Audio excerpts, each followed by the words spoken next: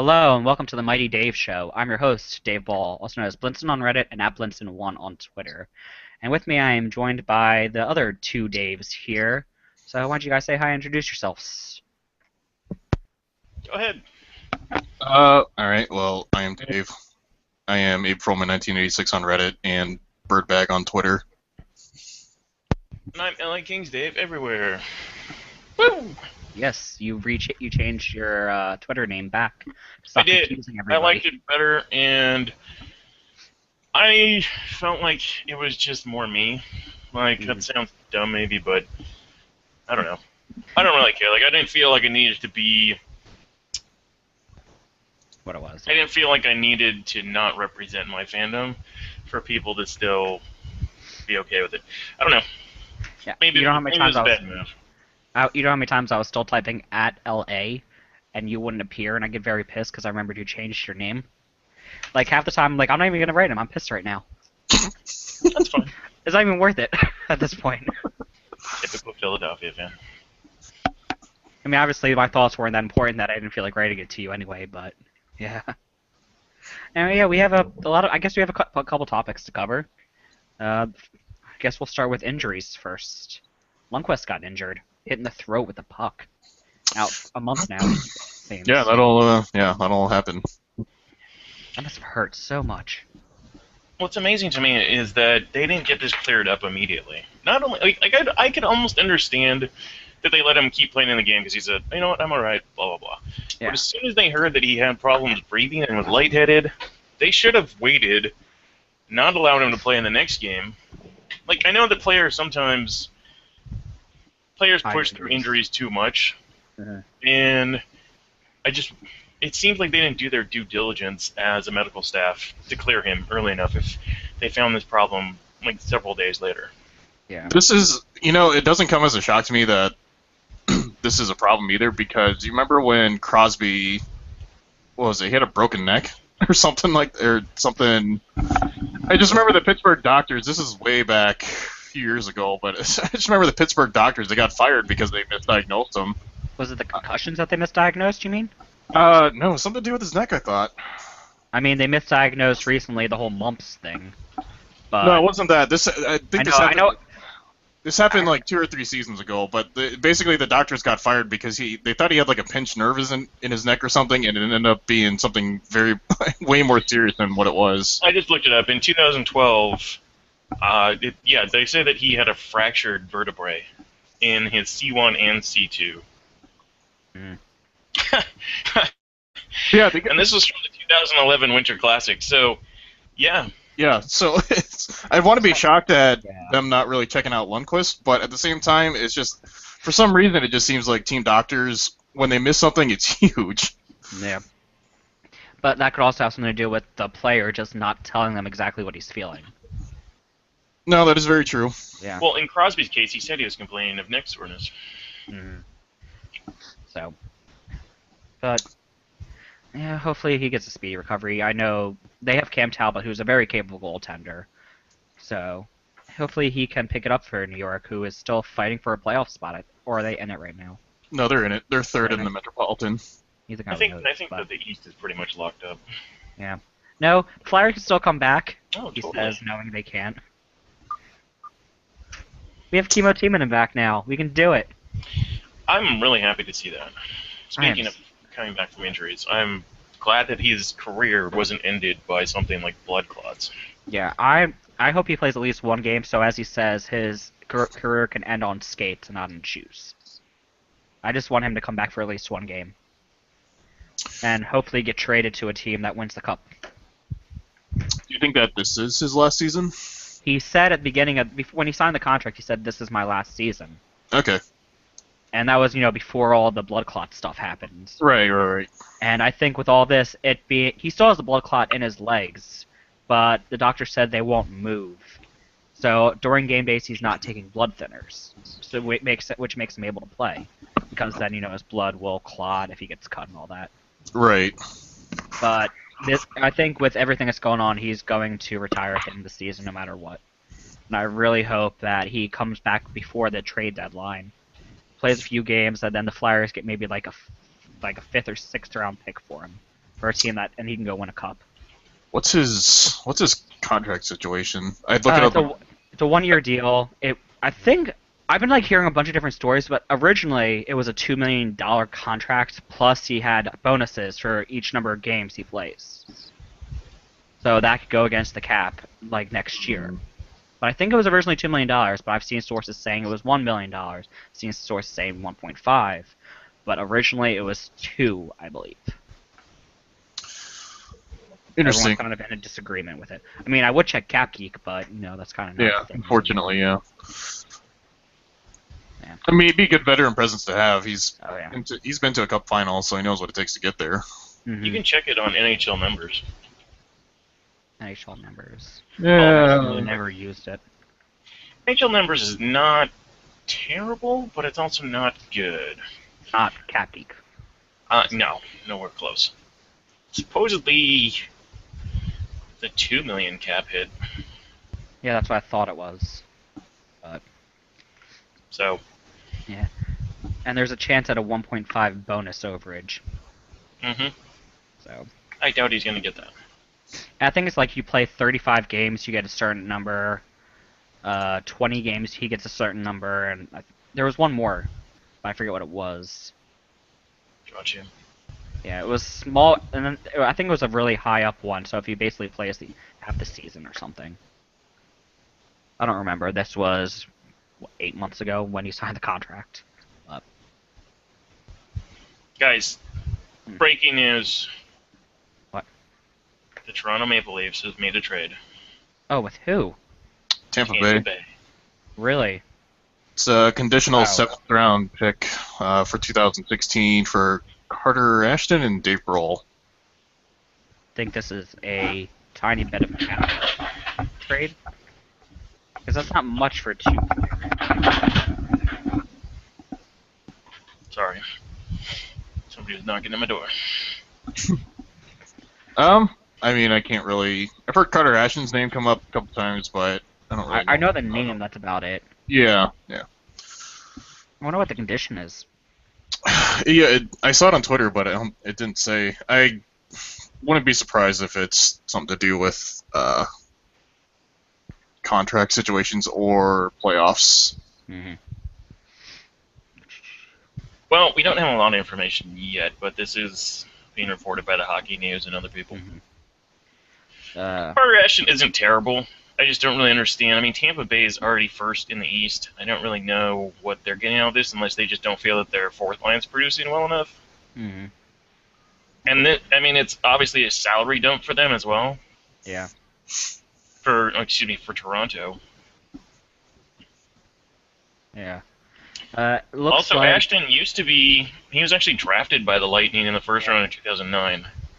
he played 7 regular season games, but is pointless this year.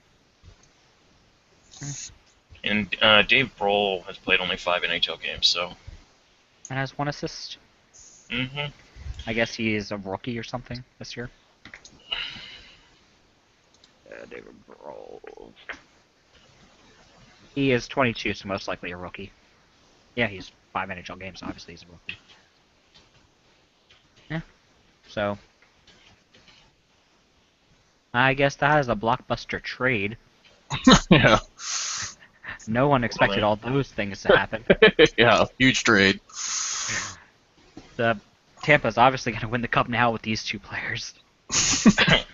I think that they have a good chance to win the cup regardless, but I just don't think their defense it'll can be do it. interesting to see. I mean, maybe he's a guy that just needs a new place to go in Carter Ashton. I mean, obviously the Lightning know what he's like because he's been in in their system before. So Yeah. anyway, Let's see. back to injuries. Yeah.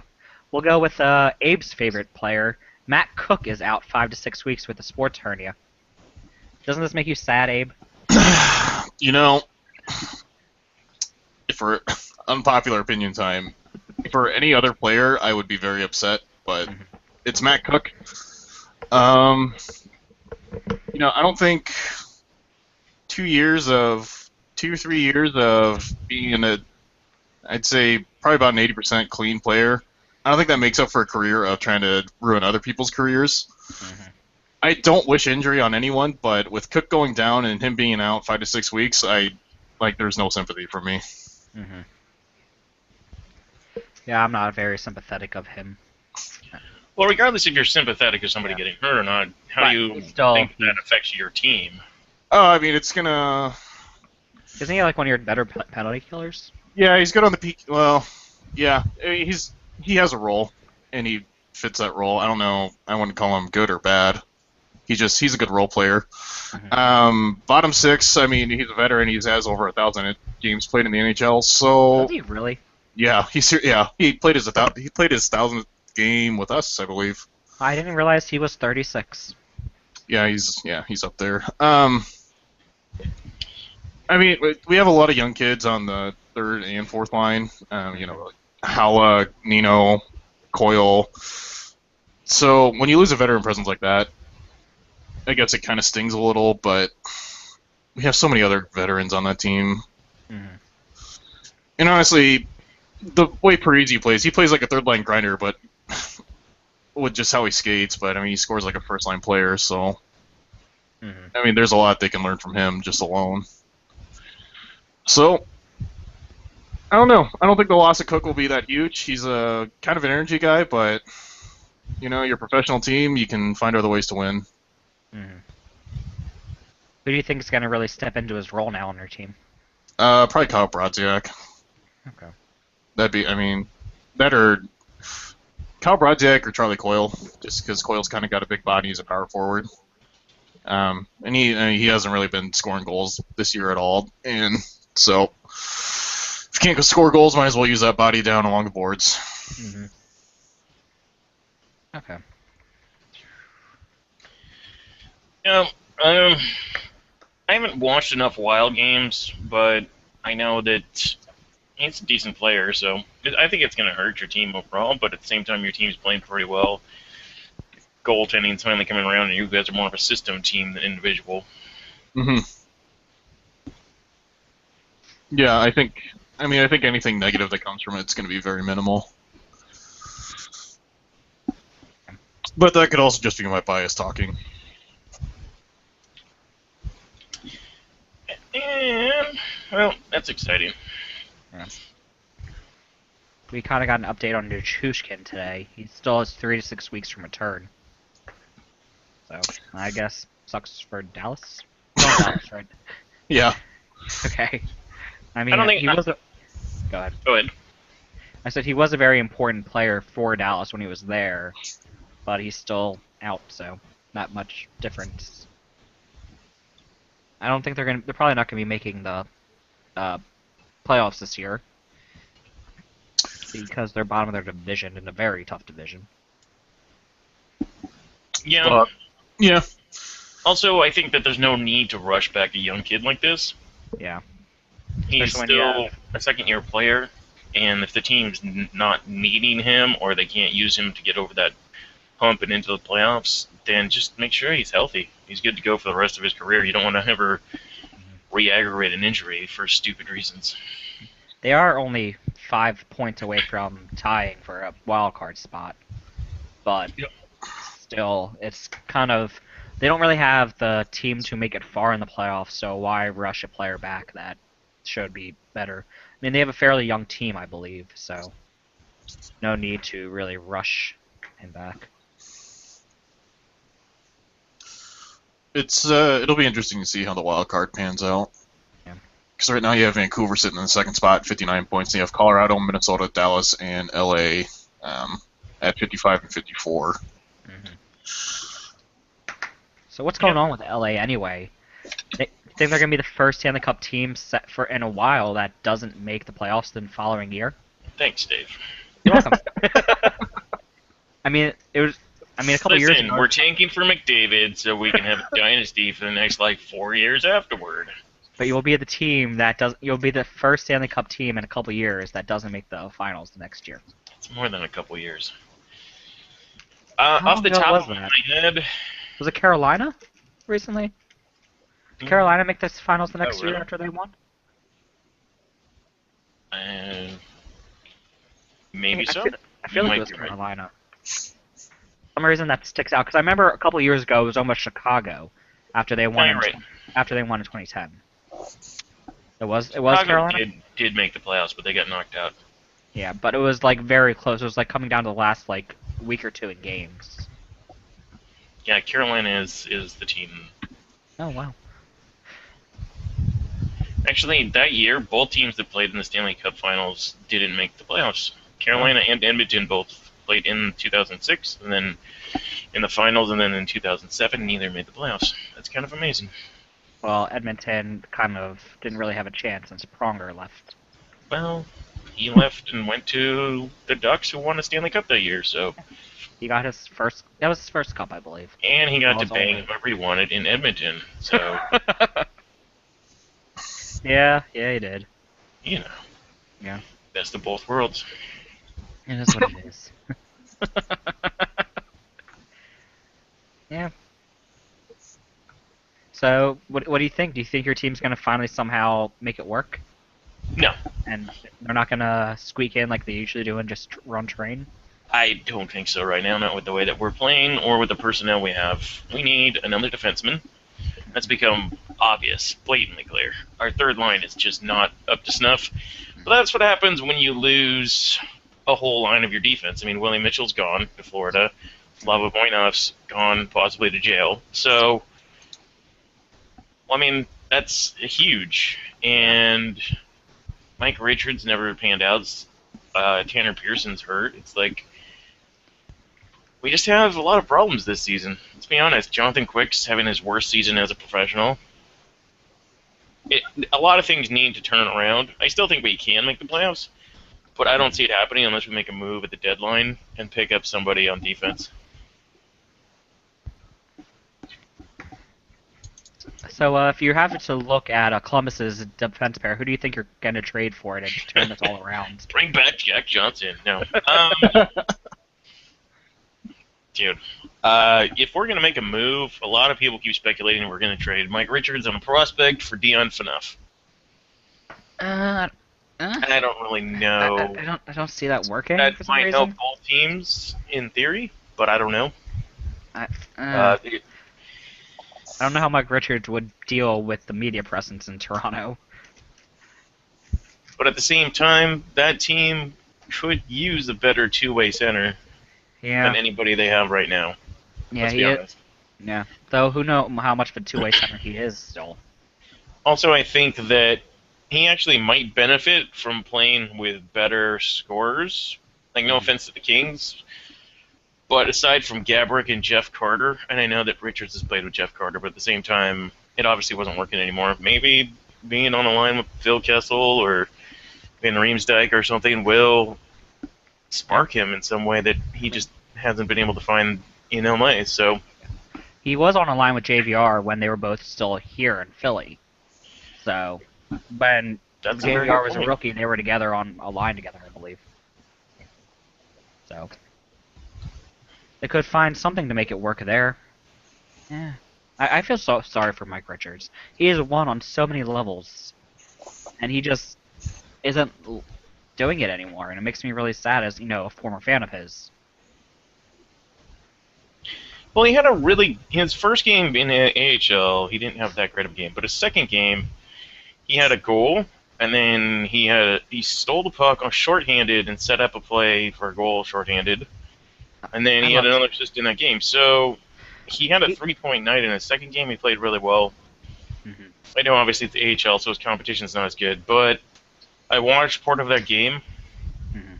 and he looked kind of vintage-esque, but you can tell that the speed of the game is obviously not the NHL. Yeah. I just hope he's able to make it work again. Me too. I like him. I really liked him.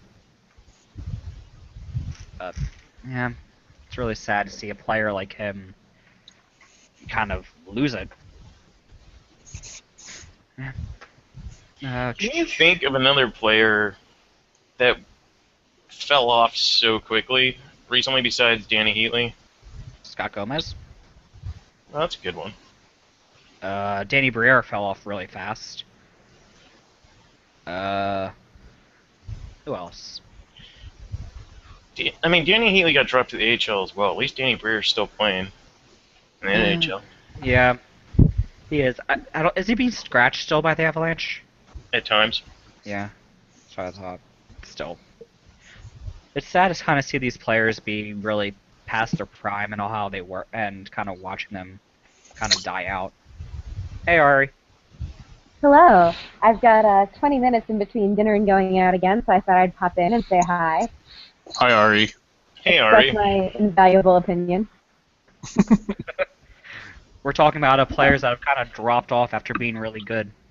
So, can you think of any players not named Danny Heatley that have done that recently? Chichu?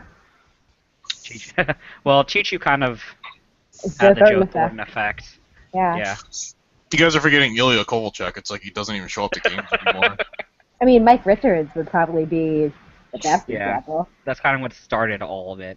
All this whole we were talking about him. The We big mentioned question. Danny Briere, Scott Gomez, and all them. Danny Briere didn't drop off that fast. Yeah, he was really good the year after we went to the finals, and the following year he got like 20 points. The big question is finding a player who was good and then dropped off, and they weren't just good because of like a super lucky season. Yeah. You know, you could say that David Clarkson dropped off really fast, but the reality is David Clarkson only ever had one good season. And he got a lot of money for it. And then he got a lot of money for it. Same with, what's his name in Buffalo? Oh, Cody Hodgson? No, the one who didn't have any goals last year. Billy Leno. Yeah, Billy Leno. That was a steep drop. Yeah. Well, he was playing online with Danny Briere. What do you expect? Man, Danny Briere was so good when he was good. Regret. Yeah. Ryan Had a lot- O'Reilly dropped off big this year. There's an Yeah. example. Especially after the whole contract situation he had. Yeah, You fuck think Ryan he O'Reilly. would be doing better. Let's see. Yeah. Tim Thomas sure dropped off fast. Well, I think the flailing kind of stopped working for him. Well, that and he stopped playing hockey for a year. Hey, while you're here, I know you wanted to talk about Evander Kane. Oh, I- I love talking about drama. Yeah, let's talk about that then, because we haven't talked about that yet. I also want to say, before anyone trash talks me for the Winnipeg-Chicago game that's going on right now, I've already accepted that we're going to lose this game. It's I fine. didn't even know what was going on. It's 1-0 Jets right now. Yeah, you still have a chance. And we're going to lose, and that's fine. Why do you not have faith in your team? Because we've played Winnipeg terribly this year, and they're coming off a really emotional situation, and they're playing at home, and they're really good at home. And we've just been horrible recently. And Daniel Carcillo is back. So, Daniel Carcillo that's, You guys for the cup, right? Isn't that how he works now? I don't know. I don't know. Why is he here? Everybody needs some gorilla salad. Because last No. time he was here, you guys went to the cup finals, so obviously he was the Magic. We had him last season and we won. I mean, we traded him away before we won, but still. Ari, Daniel And Carcillo. he went to the Rangers, who went to the Stanley Cup finals. So what you guys are saying is Daniel Carcillo brings cups. He Yeah. has the heart and grit to make people go to the cup He's got that. finals. Yeah, he he's was got that. on. He was on the Flyers when they went to the Stanley Cup final. Yeah, we started it all. We started the Carcillo curse. I will also say that Carcillo preserved the Blackhawks' point streak during the shortened season. Yeah. Did he? Yeah, it was actually him, and that's where that amazing photo from Sports Illustrated came, because he's on his knees and he's cheering, and then he's being swarmed by everyone else on the ice. It's beautiful. That was the Sports Illustrated cover. Yeah, I was honestly thinking about I getting. actually don't remember this at all. I was honestly thinking about getting an issue of that just so I could frame it, just because the photo is so spectacular. Yeah. Hey, it was my phone background for like 3 months. Yeah, it is really, really well taken. I'm looking up this cover right now. Yeah, Evander Kane. Let's talk about Evander Kane. So, what's your guys' opinions on tracksuits? The whole situation. You guys read the tweet that said that he evidently pulled a tracksuit thing in Atlanta as well. No, I hadn't heard that. Yeah, it just appeared on our hockey. And they cut his tracksuit into a bikini. Yeah. Allegedly. What I've noticed is the same guy posting these tweets, though. Like, Well, it might be true. Um, It seems like something that would be kind of random to just like bring up out of nowhere. well, But- so for those of you who don't know, and the situation's been kind of confusing, let's summarize the situation. So Evander Kane wore a tracksuit to a team meeting. He says it was because he thought the meeting was in the hotel, and by the time he realized that it was at the rink, and team policy, not league, team policy, is that you have to wear a suit to the rink. Subsequently, his teammates threw the tracksuit in the showers. This was all in Vancouver. He then did not show up for the game against Vancouver, was unreachable. An hour before the game, he returned, I don't know if it was Maurice's calls or the GM's, someone's calls to inform them that he wouldn't be playing. He did not play. Subsequently, he didn't show up for a team practice. He was apparently at the doctor's. He made the decision, it's been confirmed, to have season-ending surgery on his shoulder. He's apparently been playing through that injury all along. So we've got a lot of elements at work here. One element is that there is clearly an Evander Kane problem. I have a lot of sympathy for him in terms of he's been villainized and demonized by the media, and a lot of that is because of race. On the other hand, you can't skip a game. That's simply unprofessional, unacceptable behavior from an athlete. On the other hand, you know, some people have said this is bullying. It seems like his team has really been tormenting him. It also sounds like this is pretty standard for hockey. Listen, if you're not a team player, I don't see a problem with people putting you in your place. This is something that happens not only in sports, but like in the military or even in the job place of other places. Like, if you're not being a team player at your job, then there's no reason why you shouldn't be called out for it and or suspended or fined or whatever else it is, regardless of what profession you're in. So if he's not being a team player and he's causing a problem, then there's reason for the rest of the group to be upset. It's like if you ever do a group project in school or anything else, and somebody's not cutting their weight or just being a distraction, somebody has to call them out on it. And you know what? You might look like a dick. Like, Bufflin may have done something immature in throwing his tracksuit in the shower, but at the same time, he's sending a message to the rest of the team that he's not going to stand for that, and the rest of the team shouldn't stand for it either, because you shouldn't have one guy showboating in a tracksuit when everybody else is showing up in a three-piece. I think it was Little who said in an interview to the media about it that there are ways that we do things here, and everyone has to do them that way. So it definitely doesn't seem like it was just a conflict between Bufflin and Kane. Kind of seems like all the players are through with kind of standing with him throughout all the stuff he's pulled. You know, it Kind of also seemed to me. in the short run, this is a lose-lose scenario for both the player and the team. Yeah. You know, if his shoulder was serious enough that he needed to have surgery, there's no one to say that he would have made it to the playoffs anyways. But he is an extremely valuable player, even when he plays in the third line. And it makes Winnipeg worse in the short term. But in the long term, he's definitely getting traded. He's not going to be there next season. Yeah, And hopefully they can get value for him. And hopefully he can fit in better somewhere else. If he would have been traded right now, it would have been very low with all these stories coming out. Mhm. So it definitely worked in the Jets' favor that he's having season-ending surgery. Because then they don't have to trade him now, and his stock can rise a little bit when, you know, the short-term memory of all this stuff kind of blows over and the next thing comes out.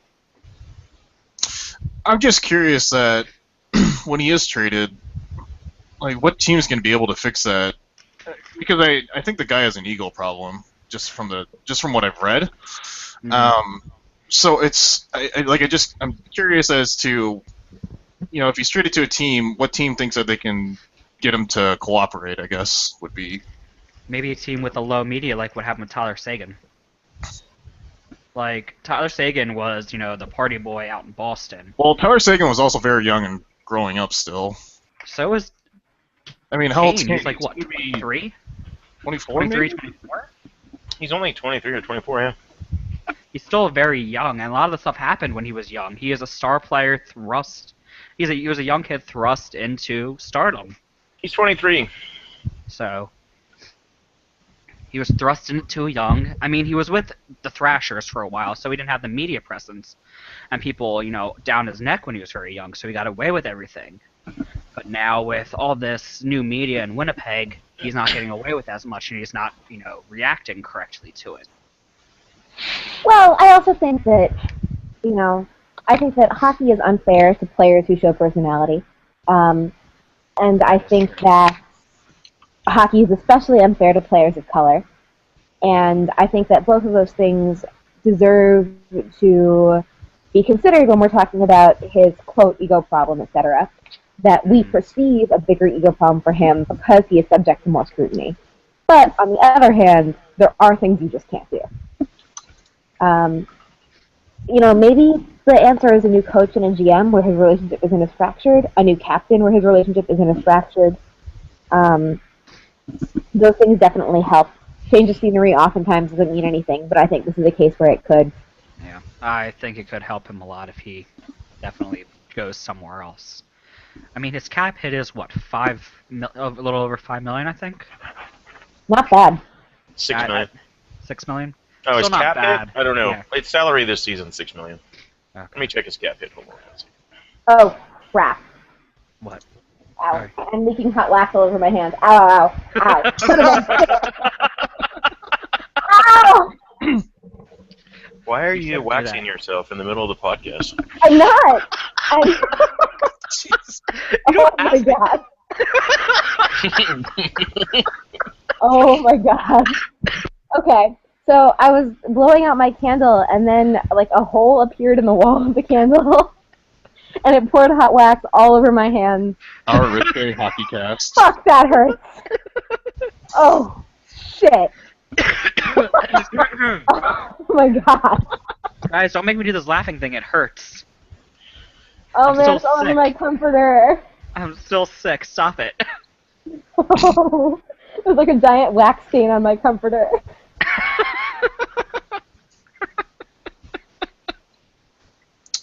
As you see a picture of my hand. Apparently, Ari didn't get the memo about wax on, wax off.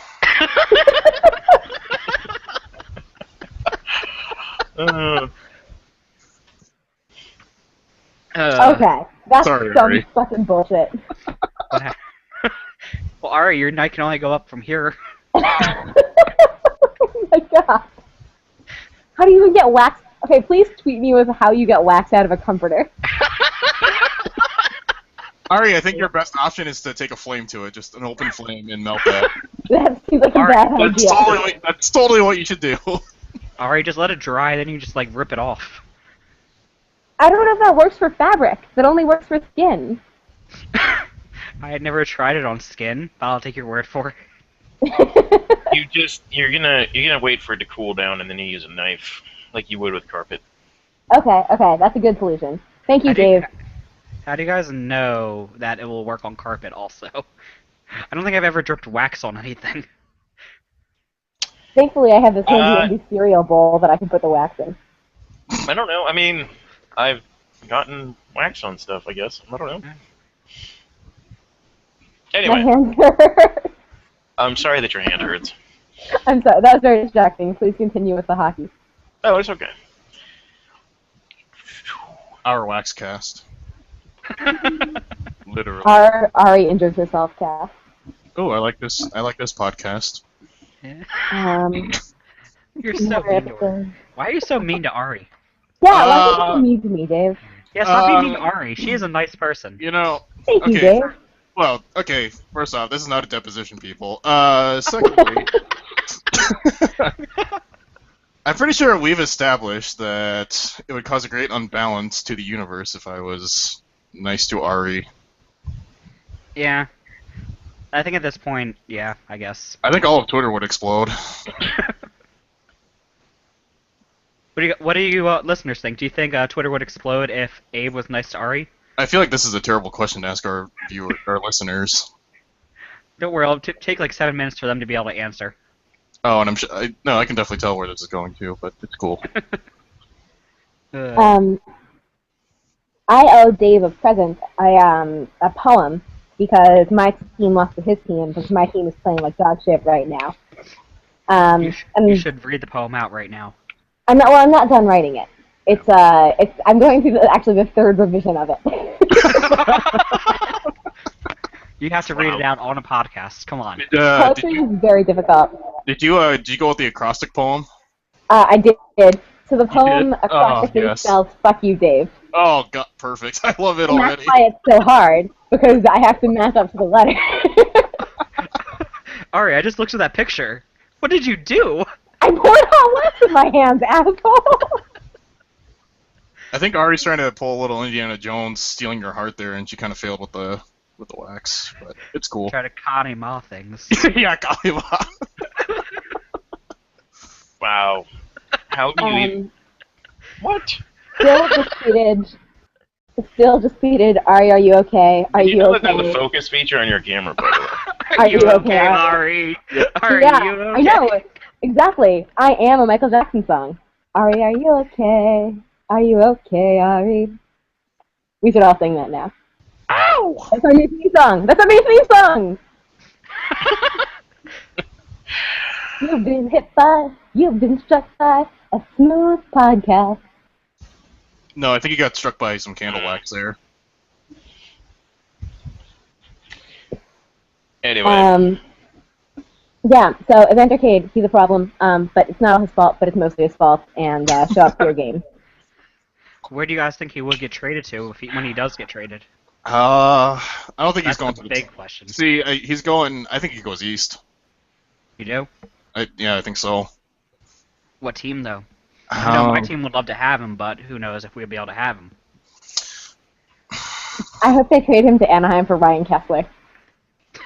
I don't think it's going to happen, but that's what I want to happen. You know, speaking of Anaheim, there's been I saw on Twitter today that the talks between the Sabres and the Ducks have been heating up for Tyler Myers, and one of the players that was said to be coming from the Ducks, if there were a trade, would be Cam Fowler. Isn't he one of their I better? find that hard to believe. Yeah, I mean, take it with a grain of salt, but I just read that on Twitter. I don't really feel like that before. Tyler Myers is that much better than Cam Fowler, if he's even better at all. Although, like, I feel like the Ducks don't want to lose a current NHL defenseman to get another NHL defenseman. They just need a different. Oh, Brad Richards, you suck. Yeah, I kind of think they would trade away a couple prospects and picks for him. I heard don't think talks that that they're close to going to the maybe draft. trade Gibson, their goalie prospect, Really? who is one of the best prospects in the AHL right now, which Yeah. I also am curious about because they only signed Frederik Andersen to a couple-year contract. So I kind of thought that Gibson was a big part of Anaheim's future. Oh, Cam Fowler is only 22. Yeah, he's really young. I didn't think I have no He idea was how. drafted in 2010. I was at that draft. He used to live with Scott Niedermeyer too, actually.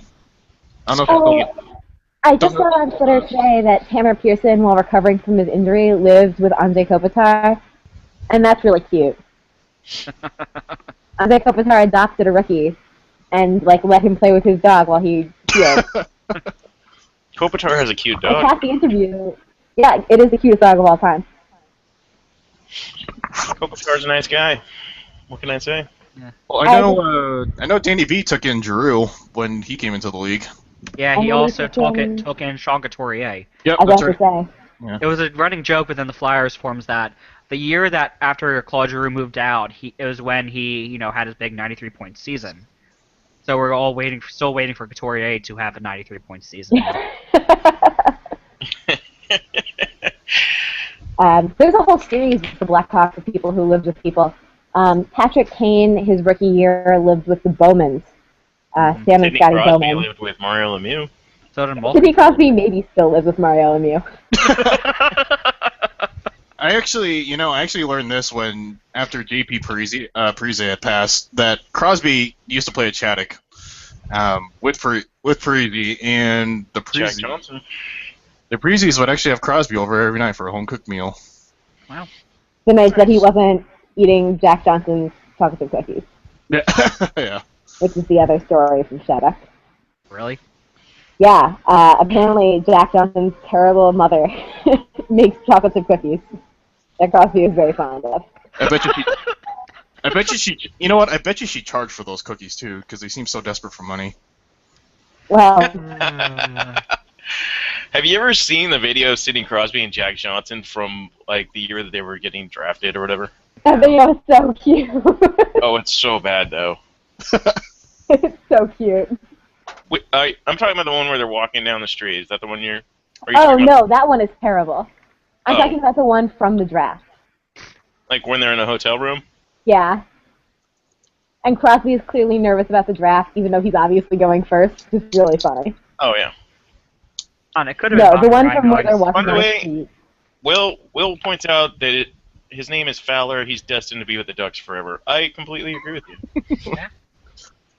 Ducks fly together. Quack. Quack. Quack. Quack. Quack. Quack. Quack. Quack. This is horrible because we're all in like a delay, so we're all saying it at different times. I think we just suck at quacking. We're clearly not Ducks fans. Actually, Ari and I are probably the best at it because we're from Minnesota, and that team was born in Minnesota. But so, Dave, you I suck. mean, I live in Anaheim, so Yeah, but we birthed that team, so you know. I am. What's the team that Adam Banks so played glad we for took the before he Lakers goes to the Ducks? He played for the Hawks, Yeah, see? There we go. and that tells you that literally the Hawks are the root of all evil. Ari, would you agree with me? Goldberg is fine. a Flyers fan, so I count. it wanted to be made Ron me a little Hextall. sad that in the Mighty Ducks movies, there's no mention of the Kings anywhere for the most part. Yeah, because you guys sucked. No, That's you guys true. weren't bad then. Did you have? That's not true at all. Yeah, actually, the year that was filmed, the Kings won their division. It's the only division You title. guys were we've good ever- then. You had Gretzky. Yeah, and the year after it came out, we went to the Stanley Cup Finals. So actually, the year it came out, that season we did, because it came out in 92, 93, we went to the finals against Montreal. Huh. Boom, Dave. Boom. I'm sorry you dropped knowledge on me. That was the year you fucked up Toronto, Montreal, right? Yeah, thanks, Ari. Yeah, fuck you guys. Canada will never let us forget that. Yeah, but who the fuck puts Toronto in the Western Conference anyway? That's not really our fault. Man, I miss the North Division. I mean, the Flyers used to be in the Western Conference. They have a banner hanging in the Wells Fargo Center saying Western Conference champions. I know. Never forget Winnipeg Jets, almost Southeastern Division champions. I really wish they won it. I really wish they did. I know. That's why I hate the Jets so much. They They fucked ruined it their up. fans. Yeah. I mean, the Flyers only won the Western Division because it was the expansion 6th division. But still, we have a thing that says Western Division champs, and I am quite proud of it. The Kings used to be in a division with like Montreal and Boston. It was ridiculous. Yeah. For no reason at all, other than the league was like, you know what, screw the Kings. They're out in the middle of nowhere, so we'll just put them here. We guys kind of were then. I'm glad you admit that you live in the middle of nowhere. Well, back then, not anymore. Yeah. I mean, the Kinda were in Kings the middle. have a ton of teams around us now. Yeah. Thank Gretzky for that. He brought hockey I'm to totally California. okay with that. I didn't become a fan until Gretzky, so Gretzky bandwagoner. it's totally true. You are. Okay, I take it back. We were never in a division with Boston, but we were in a division with the Capitals, Penguins, Red Wings, and Montreal. That's a division full of people I hate. Wow. Ari, what don't you hate? Well, I don't actually hate the Capitals. Okay. I'm starting to hate them. I'm coming to accept them. I'm probably going to have to root for them. Yeah, I'm starting to dislike them because they hurt Braden Shen a lot. Are you sure they're not doing you a favor? I like Braden Shen, thank you very much. Is the other Shen the one that sucks? Luke Shen is the defenseman. Okay. So, a Flyers defenseman, so yeah. Well, he's not been terrible this year when he's with Michael Delizato. But he had a horrible amount of turnovers last game, so he was bad last game. I mean, he's still only a third pairing defenseman, so it's not saying much, but still, he hasn't been terrible. Who's the Hey, worst I- player? Who is the worst player on each of your teams? Like, legitimately the worst. Andrew MacDonald, our $5 million defenseman. Worst I player- I worst mean, player- currently playing, I mean, Zach Ronaldo not included, obviously. Dave, I don't mean worst like ethically. I mean worst as a player. So Matt Cook doesn't count.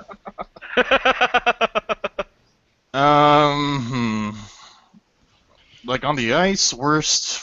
Oh. Like goalies. Like, can I include goalies in this? There you go. I think we got a tie for Nicholas Backstrom and Darcy Kemper then. All right. Oh, you Nicholas Backstrom, you mean my fantasy starter? I thought that was Rob Zepp. Yeah, so that's going well. Yeah, he's kind of in the AHL again. Yeah, yeah, that whole league is not going so great. I But think I'm starting to climb up in that league, actually. I'd say the worst player on my team is probably Michael Roosevelt. Although Andrew Shaw someday, man. Andrew Shaw at least has the highest trash talk to 60 ratio on the team. Yeah, Andrew Shaw will talk. Andrew Shaw does not give a shit who you are. He's the new Sean Avery. Everyone, no, he's a little bit Steve Ott-like. Okay. I still remember. He's not Go ahead. a Sean Avery kind of guy. I think he's a good guy, actually. He's just annoying as balls. I still remember Ott's famous trash talk to Claude Giroux, saying he's going to win this faceoff because he's fourth in the NHL in faceoffs. Proceeds to lose it, and the Flyers score right off the faceoff. One of my captured. favorite facts about any hockey player ever is that Steve Ott bookmarked NHL.com so he could memorize facts so he could inform his opponents about how much better he was than them. He also memorized trash talk in Finnish and Swedish so that he could repeat it so they understood his trash talk. I think what's funny about that too is a few years ago there's a video released of what NHL players really think, and this is when Brendan Morrow was on playing for the Stars along with Steve Ott, and they asked him who's the worst trash talker in the league, and they asked Brendan Morrow, he's like, I got to go with my teammate Steve Ott. Actually, my favorite So thing awesome. about that video is not that line. Yeah, it was like 2010 maybe that video came out. Something. Oh yeah, because Parisi was still with the Devils at the time. Well, I'm pretty sure, I could be wrong, but I'm pretty sure Brian Campbell was still with the Blackhawks, and they asked him, or it was just after he'd been traded to Florida, and they asked him who is the worst at trash talk, and his answer was the whole entire Vancouver Canucks organization. Oh, I remember that. Brian Campbell, you'll always have a place in my heart. Oh yeah, if you ever get a chance, go on YouTube and look up what NHL players really think. That whole series of video is great, and it features Alex Ovechkin Just being a being- life inspiration. Yeah, no, it was great too. Well, because I remember one of the questions they asked were, like whose highlights do you like to watch the most? And a lot of it was just like Datsuk and stuff. And they go to Ovi, he's like myself. Well, yeah. Who's your favorite? So, Yager, who's your Ovechkin's favorite thing- player? Yager. You just It was exactly like that, but for every single question, Ovechkin answered himself. So it's Yeah. like, who's the fastest player in the league? And they go to Tavares, and he's like, Rabner, and they go to someone, and they're like, Matthew Shane, and they go to Ovi, and he goes, myself. Who do you think is the best shot? Ovi, myself. Whose highlights do you watch the most? And he looks at the interviewer and just, like, gestures to himself. Oh, I think he goes like, "Yo, come on!" And then just like you can hear the people that are asking the questions just start laughing in the background. But so I've always, ever since that interview, I've just thought to myself, talk about yourself like Alexander Ovechkin talks about yourself. You know? Don't play it down in interviews. I'm the best player in the league. Yeah, you got to be confident in yourself. Ovi is a role model. He is hilarious. That's He's it, I hilarious. will. I hope to never be as drunk in public as Alexander Ovechkin. Come on, Too late. that was amazing. I That need was a- amazing. I need the car. But the thing is, he doesn't care. Like, do you really think he was bothered by that? Do you think he was embarrassed? I highly doubt it. Oh God, no. No, not at all. He was having fun. Like he, was he's, I was- he was making good TV, which is what they're supposed to do. he's definitely a player that knows who he is and just he rocks it. Yeah.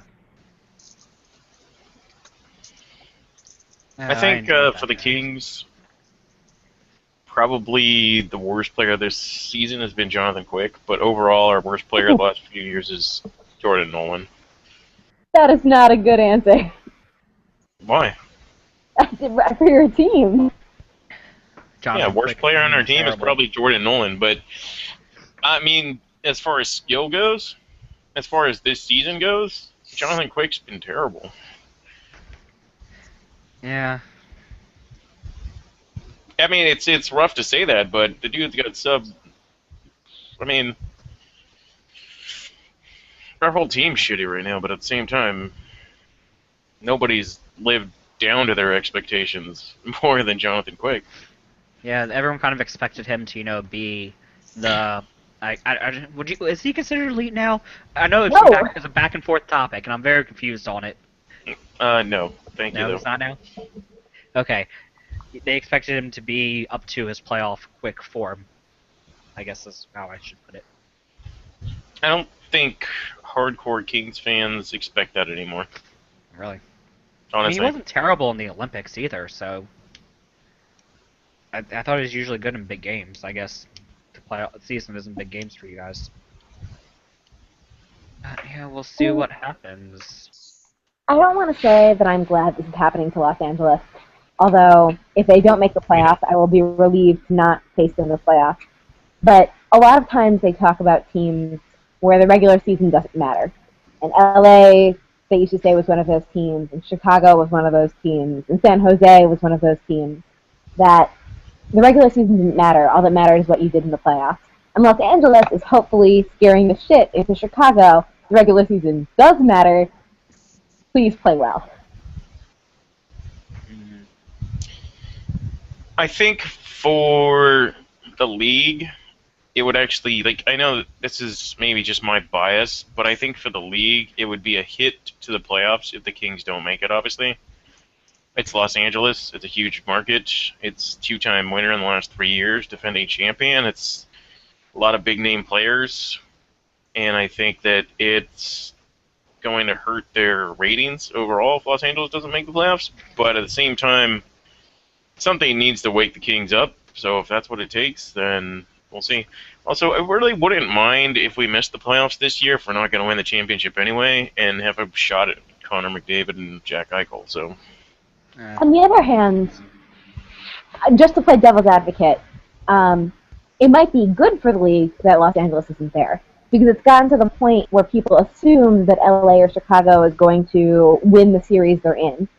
And if, let's say, LA and Chicago weren't in the playoffs, it would open up a lot of space for a surprise or for a more exciting, upset-heavy playoffs. That is true. You know, you kind of knew that LA was going to win the series with the Ducks, and you kind of knew that LA was going to win the series with the Kings. Obviously, there's nothing better than the Did you Kings say LA was Blackhawks going to win this series. series against the Kings? Yes, against the Rangers.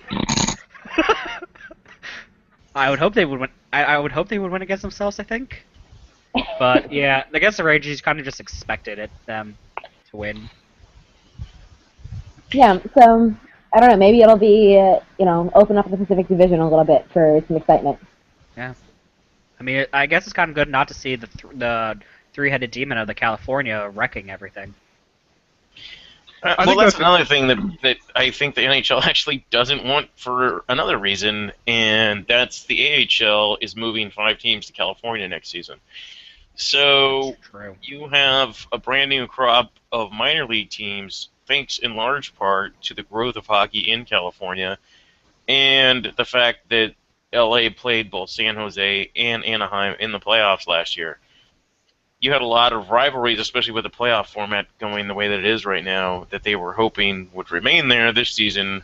And if LA's not there, I think that kind of hurts them in that department as well. So, I don't know. I really don't think the NHL wants LA out of the playoffs. I mean, obviously they don't because they are a big marketing team. But it gives a chance for kind of like Anaheim and San Jose to step up to keep hockey going in California. So if they go far, I don't think it'll be that big of a problem for hockey in California if they go deep. Personally, if the Kings don't make the playoffs, I want Anaheim or San Jose to reach the Cup Finals. Wow, I was literally about to ask you, who are you rooting for if the Kings don't make the playoffs? Well, Washington's my second favorite team, but that's because they're on the East Coast. I only see them a couple times a year. I love Ovechkin. It's like I would say I'm a huge hockey fan in general, so I want the best series and everything, but I don't really have a team other than I just like Ovechkin, so I want to see him win. I am going to take that as an opportunity to transition. Speaking of looking for the best series possible, we are getting into my favorite time of year, which is rampant speculation about playoff series. So, obviously the standings aren't set in stone. Teams can still move up and down. But we probably know who our playoff teams are, or the majority of them. What kind of matchups are you looking or hoping for? So Well, right now, I for really reference, want to see the Sharks and Ducks play each other, okay. but that probably won't happen until at least the second round. Yeah. Just the way that things are. I think the Ducks are going to win that division. So The I Ducks are really definitely want to gonna They're see. about 10 points, they're 11 points ahead, so Yeah, they that's pretty probably much will. given. I really want to see St. Louis and Chicago. Ugh, That's gonna be a fun series, though. I know. ugh. I don't think Philadelphia's going to make it, so it's hard. Yeah, I know. I think that if they don't make it, I kind of want to see Pittsburgh win that division and then have Rangers versus Islanders. That would be amazing. That would be fun. I just want the Pittsburgh to lose in the first round. That's all I care about. As long as they Well, don't win, I'm yeah. happy. I know. I would like to see Pittsburgh play the Capitals. That used to be a rivalry. It could be really fun. Crosby, That could Ovechkin be is usually a good storyline. Well, that's another thing is if the Islanders and Rangers play each other, then you could get that Yeah. Yeah. in the first round. It doesn't seem Also, like I kind of Montreal- want to see Boston overtake Detroit and have Detroit drop off so we get Montreal and Boston. I was about to say, it doesn't seem like we're going to get Montreal and Boston. No. But it's still possible we could get Detroit and Boston again, which was, of course, the playoff series last year, but their positions would be reversed. And for some reason, Detroit is actually having things clicking, so they might win more than one game this time. Yeah, Detroit looks great this year. Yeah. So- I don't know what found of youth they found, but they found it. I hate them. It's so unfair. Who, Detroit? Yeah, it's so unfair. So the playoff matchups, if the playoffs started today, would be Boston versus Tampa Bay, Detroit versus Montreal, Pittsburgh versus the Rangers, and the Islanders versus the Capitals. And then in the Western Conference, it would be Anaheim versus Vancouver, which that could be a fun series, actually. Ryan Kessler. Oh god, he'd be Um, booed relentlessly in Vancouver. Oh, yeah, it'd be really interesting. It'd be San Jose, Calgary, St. Louis, Chicago, and Nashville, Winnipeg. Of those Western Conference, I will look forward to St. Louis, Chicago. Oh, yeah. man. Always a fun matchup. Fuck that matchup. I mean, you guys have played like the past 2 or 3 playoffs, haven't you, against each other? No, just the past one. No, just last year. Just one? Oh yeah, right. The Kings swept them. We didn't. Yeah. We swept them 3 years ago. 2 years ago, Really, they took 3 us to years ago 6. already? 2012. It's 3 years ago, wasn't it? We swept them in 2012, and then they took us to 6 games last year. Okay. Well, not 2 last years year. ago. 2 2 years ago. Sorry. Yeah. But that series, oh my god, that series where we went to 6 with them just beat the shit out of us, and then we had nothing left for Chicago. Honestly, I really wish that we'd been healthier because it probably would have been a much better series, not just for us but for hockey fans, in the way that last year's Chicago-LA was. The last year when we played St. Louis was the game that went to triple overtime.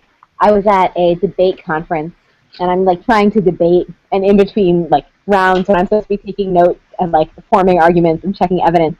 I'm watching 5 minutes of a hockey game, and unlike the Blackhawks, I won that debate round,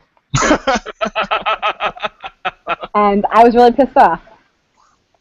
So I really am not looking forward to playing St. Louis. I think they're probably a better team than they were last year. They're going to do something at the trade deadline, probably. It sucks. The thing with them, they always have the big question mark in goal. Can Brian Elliott take them to, like, He's an all-star this year, and he's got the best save percentage, or excuse me, goals against average in the league, and he, Got pulled tonight. well, tonight's an anomaly. He's got the third best save against percentage. Columbus? Actually, I take that back. He's tied with Pekka Rinne for second best save percentage in the league. He has been injured, though, and he's been injured a lot in the past, which is a question for a long season. Yeah. Just bring in Brodeur. We know you're retired, but we want you to pull a Brett Favre here. Hey, Actually, speaking of legendary goaltenders coming back to play, it was just revealed today that there's going to be a Red Wings Avalanche alumni game, and Patrick Waugh is playing. Oh God, yes.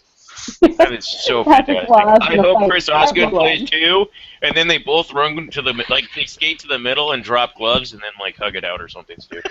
I would love it if they get Claude Lemieux and Darren McCarty. Oh. What about I'm this hoping announced?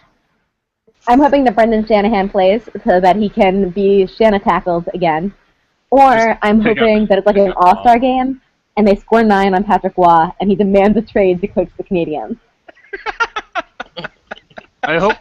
What would be great? No, what would be great is if he gives up like 5 goals and people, and then he makes if he makes a save, people start sarcastically cheering him, and so he starts like throwing up his hands like he did in Montreal back when he played for them. I think that'd be I hope awesome. he statues at Liberty something. Do it, Patrick Waugh. And or I hope someone brings... In fact, I may go to this game and I may bring a plastic rat just to throw it at him. They sell those in Florida again now. You can't escape the rats, Patrick Waugh. You can't escape the rats. Yeah, they threw him on the ice back in 2012 when they got a win against New Jersey. Carter threw one on the ice like 2 weeks ago That's right, yeah. in Edmonton. Hey, it counts. It counts.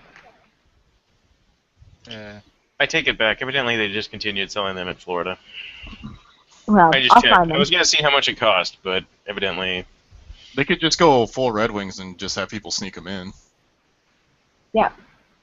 I don't give a fuck. I'll get a plastic octopus. I'll get rats and octopi. I'm There gonna you throw go. everything in Patrick Waugh. Do you think Patrick Waugh would be madder about getting hit with a live octopus or 5 plastic rats? I say you get someone to make you a Jeremy Why not Roenick both? body pillow and you toss that at him. that's what I say you do. Or if there's like an autograph session, get a JR headshot and be like, Patrick, can you sign this for me, please? I'm gonna get punched in the face. He'll just be like, Ari, can't hear you over my 2 Stanley Cup rings plugging my ears. All the best, Patrick Waugh. If he had any type of sense of humor, that's probably what he should do.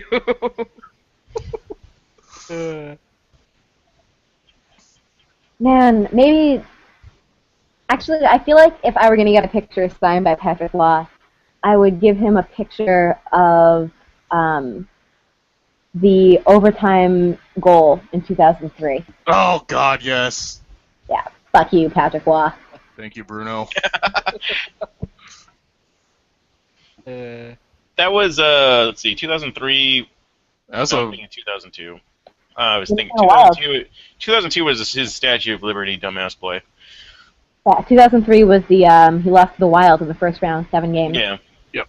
That was our Cinderella run until we were ended by the By Jean-Sebastian Jagger. yeah. Yeah, and that is an easy sequence to remember because Minnesota beat Colorado, and Minnesota lost to Anaheim, and then the next year, Paul Correa went to Colorado. True, and David Eppicher was shit. Yeah, and Patrick Waugh retired from shame. Actually, I think I've told this story before, but 2003, I was playing in a hockey team here near Anaheim, and we went to the finals in that league. And in the playoffs, well, this was right before the finals, but during the finals of the Stanley Cup, we were in playoffs, and one of our alternate captains didn't show up for the game, and it was like, we were like, where is he? No call, no nothing. And we ended up winning the game, but the next week we come back, and he's back, and we're like, well, where'd you go, dude? And he's like, oh, I got a ticket from somebody to Game 7 of Ducks versus Devils in the finals. And so he flew to New Jersey from Anaheim. Yeah! Just like out of nowhere, didn't tell any of us. I was like, okay, well, we can excuse you for that, I guess. It's cool, man. We understand. Guys, Patrick Kane just scored versus Winnipeg. Sucks to suck, Winnipeg. Nice to have a Kane. Jeez. He should have been ours. We should have lost a few more games. Twisting that dagger. I was just about to say, the Blackhawks look like shit, and this is the longest we've been shut out since 2006. Yeah, I saw your retweet of that. Yeah, the last time the Blackhawks were shut out back-to-back was 2006, which was a season so bad that we drafted a player that became Nick Leddy.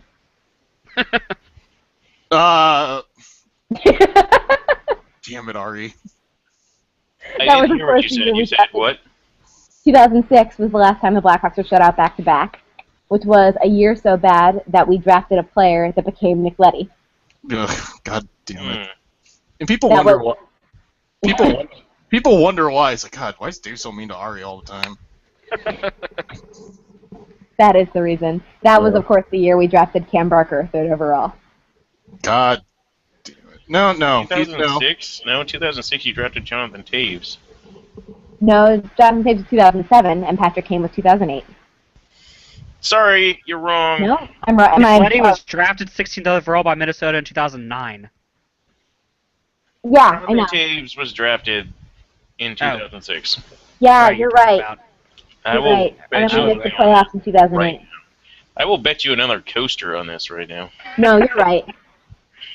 You're right. I have the numbers mixed up. I'm still bitter about that trade. Guys, let's pause for a moment and appreciate the fact that Ari just admitted that I was right about something. I have no problem admitting when I'm wrong. I'm just not wrong that often. Fair enough. It's I'm okay. sure I sounded like an asshole right there, but we just established. Talk about yourself like Alex Ovechkin would. There's nothing wrong with that. No, I generally am really good at remembering things by numbers. I don't know why. It's okay, Dave. Analytical minds. No, Dave, it's okay. You can toot your own horn here. It's a safe place. I'm okay with that. Like, for whatever reason, I have a good memory for numbers. Yesterday, I got called out by Paul, who's one of our favorite people that listens to this podcast, because I said that Jeff Skinner was drafted in 2010, and he was like, no, it was 2009 or whatever. I was like, I was at that draft. So. But I felt like an asshole because I'm like, no, you're wrong, but I knew that I was right. Like, sometimes you ever, like, know that you're right and you feel like an asshole for being like, no, you're wrong, but you're like, at the same time, I don't They're want you wrong. to live in ignorance. I'm correcting you for your own good. How lucky we are. I actually knew that Jeff Skinner was drafted in 2010 I because went to that draft, and I'm pretty sure I met him, but I was really drunk. And I remember, okay, my friends still give me shit on this, but I was drunk and I walked up to John Davidson and I was like, hey, Joel. And it was because I was thinking Joel Quenneville, but whoops. They're both tall men with mustaches and white hair. Come on. They all look so much alike. It's not my finest moment. But I remember we met a lot of the players in that draft. there's a great story from when Pat Quinn died. Brian Burke told this That's a story. great story. No, it will be a good story. Okay. Pat Quinn and Brian Burke kind of looked alike. And when Pat Quinn left Vancouver. Brian Burke obviously succeeded him. And then Brian Burke left Vancouver. And so Brian Burke was at some kind of a party or something, and a lady came up to him and said, I loved you when you were in Vancouver. And he said, well, thank you. And she goes, I don't like that new idiot they have running it. And he said, well, I'm sure the new people will do okay. And she said, I don't know, Mr. Quinn. I think you're being awfully nice to that Burke guy. That's awesome. I paraphrased. I'm sure Brian Burke would tell it better, but Brian Burke does everything better than I do, so what else is, He has truculence. He has so much succulence. And porcupine hair. Let's not forget that. Brian Burke's hair is better than mine. We all wish we could have that hair level. We sure do. Man. I hope Calgary makes the playoffs just because I want to see Brian Burke in the playoffs. You can have the playoff beard going with this playoff hair. Actually, that would probably be amazing. Just see like a porcupine beard growing out. I just like to see Patrick Burke's takes on his dad's style. Like every time he talks about his dad, it's always hilarious. Yeah. It's always like, please don't send me pictures of my dad's hair. I've seen it in person. Yeah. 2 years ago, when he had the porcupine hair going, both Patrick Burke and one of his sisters got their dad hairbrushes for Christmas. That's fantastic. Yeah. I love Patrick Burke too, but mostly Brian Burke. It's also, this week was the 5th anniversary of the beginning of You Can Play. Oh, that's right, yes. Well, yeah, it was the anniversary of his brother's death. Well, Brian Burke's son, but Patrick Burke's brother. Yeah, Brandon Burke. Unfortunate. It's amazing how far that homophobia in sports has come, though, and I think that's a great organization. So, props to I do too. You Can Play. It's unfortunate that you still need an organization to hype people into being nice to people. Like, it's just kind of sad. Yeah, you would think it would just be like, no, this is a person. I should be nice to him. I was reading, just thinking about discriminating against people. There was an article posted on Reddit this week about Val James, who was the first American black player in the NHL. And he just wrote a book along with somebody else. I gotta check on this really quick who the author was, but he just wrote a book about his experience as a black player coming up in the NHL.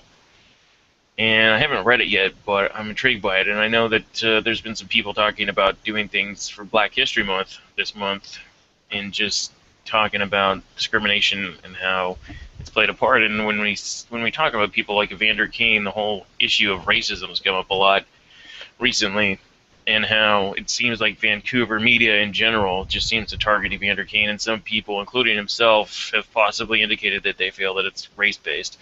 So, I mean, it's really sad that we're still at that point where that becomes an issue in sports, especially when you look at the other sports in North America. And while it still might be the case from some things as far as like athletes getting arrested or things like that, but that's just in general still African American athletes or people in general get arrested more than white people. But it's just, it'd be nice if we could get over this at some point. And I don't know if that's ever going to happen, and it kind of makes me sad. Anyway, David Downer. I hope we can get over it soon.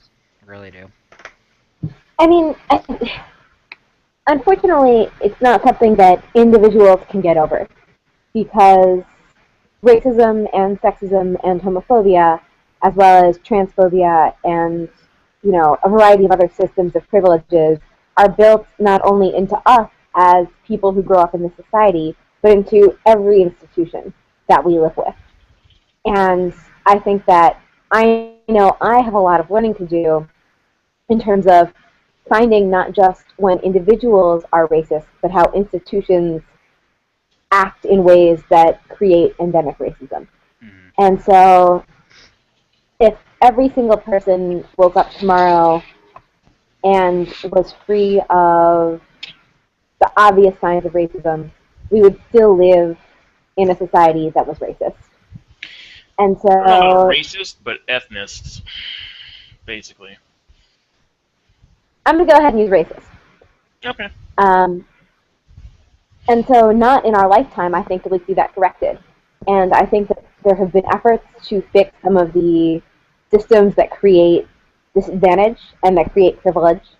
And I think they haven't gone nearly far enough. Obviously, the school to prison pipeline is one. The endemic disadvantage in terms of housing that non-white communities face. Basically, if you buy a house or an apartment in a non-white community, it does not appreciate over time, whereas communities that are largely white do. So a lot of white people basically have a lot of money tied up, and one of their main sort of ways of appreciating money through assets is through housing. And that doesn't work if you live in a neighborhood of color. And that's because of endemic systematic racism and endemic systematic disadvantaging of non-white communities. And so there's a lot to be done in terms of changing the injustice in the American system and the Canadian system, and certainly in Europe as well. But I definitely do think that we make progress. Sometimes it's one step forward and two steps back. Sometimes it's two steps forward and one step back. But the more injustice we see doesn't mean the more injustice exists. It existed before we saw it, and seeing it just means we can fix it. So I don't think there's a reason to be down about it, but definitely we've got a long way to go. Mhm. Agreed. Yeah. One thing, I mean, we saw, speaking of communities or housing where you have African Americans or minorities, you saw recently in basketball where Donald Sterling, who was the owner of the LA Clippers, is a real estate mogul. And he was called out by a lot of people for being racist because he didn't want black people living in his apartments or condos or things like that because it brought down their value. And it's just really sad. I mean, it's sad, as you mentioned, that the values just never go up, but it's also sad at the same time that people just don't want those people in their community because they think it brings their value down. But it also speaks to maybe why that happens. I'm assuming, for the large part of that, it's because of crime. I mean, here in Los Angeles, the majority of crime. I don't live in Los Angeles, but in Los Angeles, which is close to me. I mean, I was just listening to the local NPR station here, and it's like 40% of the murders are black on black. So, but that's a different subject for a different time. I don't know. I kind of got off there. I apologize. Yeah. Anyway, it's Black History Month. It is. It is Black History Month indeed. Yes, it is. I was actually thinking, and I was bringing this up. I know some of you guys know I write for Last Word on Sports. I was actually thinking about doing an article on the history of black hockey. I think that would be awesome. That'd be great. Yeah, I would love to read that. Because I was corrected recently on Reddit, actually. I had talked about how the NHL was the first league to allow goaltenders to drop to their knees. And Yeah, you mentioned it before in the podcast. yeah, but somebody corrected me and said that there's speculation that actually the Colored Hockey League, which was around before the NHL, which was basically like the Negro Leagues for hockey, supposedly, although not confirmed, let their goaltenders drop to the ice. And also that potentially one of the star black players at the time was actually the first guy to make the slap shot popular, which has long been credited to Boom Boom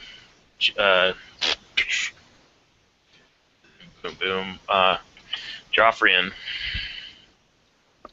who played for Montreal, who was supposedly the inventor of the slap shot. But I don't know. It would just be interesting to me to go back and look at some of the African American history. I mean, everybody knows Willie O'Ree, who was the first black player in the NHL in 1958, who played for Boston.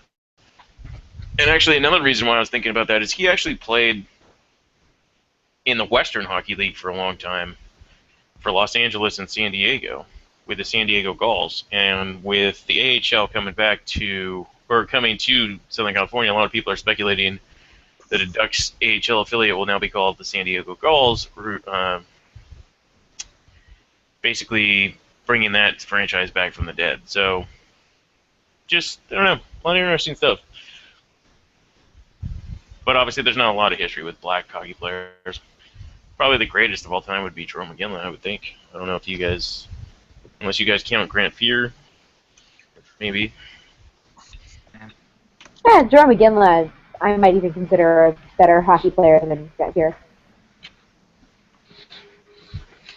But I don't know. I think a lot of I don't know how much history there is with black hockey players because I know that with women's hockey, there's a lot of history that we just don't know. It wasn't documented. You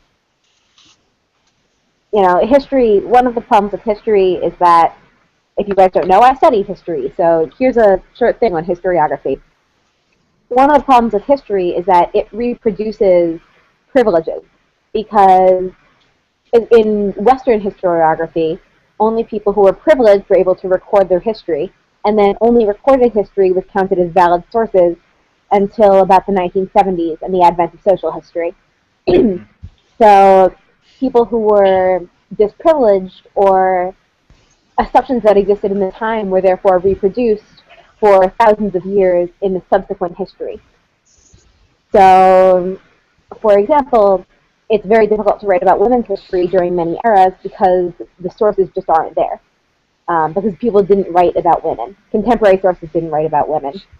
Or there were thousands and thousands of different ethnic groups in the Roman Empire, and it's difficult to write about many of those ethnic groups because the Romans were only interested in the Romans. And so subsequently, I think in the history of hockey, it's much easier for us to write the history of the NHL, for example, which has been heavily documented, than it is for us to write about a lot of the history of women's hockey, or I would expect hockey played by people of color throughout Canada and the United States. Mm-hmm. Yeah. Because there's, I mean, not even just with black players, but just minorities in general. Yeah, I'm sure there's actually a really intense and vibrant First Nation history of hockey. Actually, Willie O'Ree was not the first non-white to play in the NHL. And I actually wrote a piece on this for Reddit's Wayback Wednesday, like several months ago. But there was a guy named Larry Kwan, and he was a Chinese American, and he played a game for the New York Rangers. The New York Times wrote a really great piece on him about 2 years ago. Yeah, really. And he was actually the first non-white player to ever play in the NHL, but he just kind of gets lost in the shuffle. He only played one game ever. But at the same time, I mean, he was a guy that a lot of people respected because he made a difference at his time. He was really good for their minor league system at the time, but he just never got called up. The only reason he ever even got called up to the Rangers is because they were in the playoffs and they were dealing with a whole bunch of injuries. And he only played like one shift the entire game. The coach was like, "We're not going to play you," but they just needed somebody to fill in for a shift because everybody was tired. And it's like, that sucks. But at the same time, like, he has that footnote in history, and you look back and you say, you know what? Like, there was a lot of people playing, and there's a guy named Herb Carnegie who played in minor league hockey for a long time, and he was black, and he never made it into the big leagues because even though black people could technically play in the NHL, like, nobody took the chance on him because he was African American. And it sucks. But I remember last year, Herb Carnegie wrote a book. It was called, I think it was called A Fly in a Pail of Milk or something like that. And Wayne Simmons, who obviously is African Canadian, made a reference to that. And just, I mean, players know this, obviously. So they know the history. They know what some people have struggled through. And I know a lot of people, like I said, know about Willie O'Ree, but I feel like the NHL still doesn't do that great of a job in promoting diversity as other leagues do. And I know it's really hard because hockey's so expensive to play, but Yeah. But you're right. Players do know this history, and seeing someone who's different, even if they're not different in the same way that you are, really does matter. Representation matters. And I know I'm about to sound like a parody of myself right here, but Matt Nieto's favorite player is Paul Kariya. And I basically just hit on two of the things I talk about all the time. But, growing up in Anaheim, there was someone who maybe didn't look like Matt Nieto, but who looked different playing hockey. That kind of thing matters a lot, actually. it really does. So, And Matt Nieto, for those that, I mean, we all joke about this. Well, a lot of us joke about this, but Matt Nieto is from Long Beach, California, which gets mentioned all the time in broadcasts, so we joke about it. But he's good friends with Emerson Edom, who's part of the Ducks organization. And Emerson Edom is African American. And they both, and so, it's another thing where another player coming from a situation where Matt Nieto is Mexican American, for those who don't know. And they're both minorities, so they grew up playing with each other a lot, or against each other, depending here in Southern California, and they had to deal with that. Just the minority stigma, and it's fun. It's fun to watch guys like that break into the league. yeah. Definitely. It's actually kind of funny to me is we have Alec Martinez on our team. And obviously in Southern California, there's a lot of Mexicans and Latin Americans. So he constantly gets this whole, Latin American, Spanish-speaking people being fans of Martinez, because Martinez is obviously a Spanish name. But he is in no way Mexican or Latin American. His ancestry is actually from Spain. But he's kind of embraced it, which I think is awesome. And there's video of him, dressed in the green, white, and red for Cinco de Mayo, even though he's not Mexican at all. But I think that I really appreciate that he has somehow made an effort to be approachable to people that speak Spanish and other things, even though he doesn't speak very much Spanish at all. But in his eyes, I think that he's like, these people seem to think that, he's somebody that represents them, and he's okay with that because he would like to see the game grow. I kind of respect that. Mm-hmm. Yeah, I think that's awesome. For sure. What's that? Yeah. Right now, with Scotty Gomez, who speaks some Spanish, and Matt Nieto, who I think speaks it fluently, we have two Spanish-speaking players in the league, which, according to my research, is an all-time high. Now, Rafi Torres is also part Mexican-American, isn't he? I don't believe he speaks any Spanish. Or at least I Okay. haven't found any sources indicating he speaks Spanish. But if he Believe it's a does, first-round pick. let me know. I'll hate you slightly less, Rafi Torres. I'll still hate you. I'm going to hate you forever. That's fine. Yeah. A I lot think of people do. Okay, his father is straight out of Mexico City, so I would assume he knows at least some. All right, Yeah, then I'm His going to... father literally immigrated from Mexico City. I'm going to assume he at least speaks a little Spanish. All right. And his Three mother's players. from straight out of Peru, so he So probably he knows definitely speaks Spanish. some. Yeah. Okay, awesome. 3 players who speak Spanish. New all-time high. The NHL set a record tonight. This is awesome. We should have a party. Woo. Well, like I said, I think Alec Martinez speaks a little bit of Spanish, so that's like 3.5.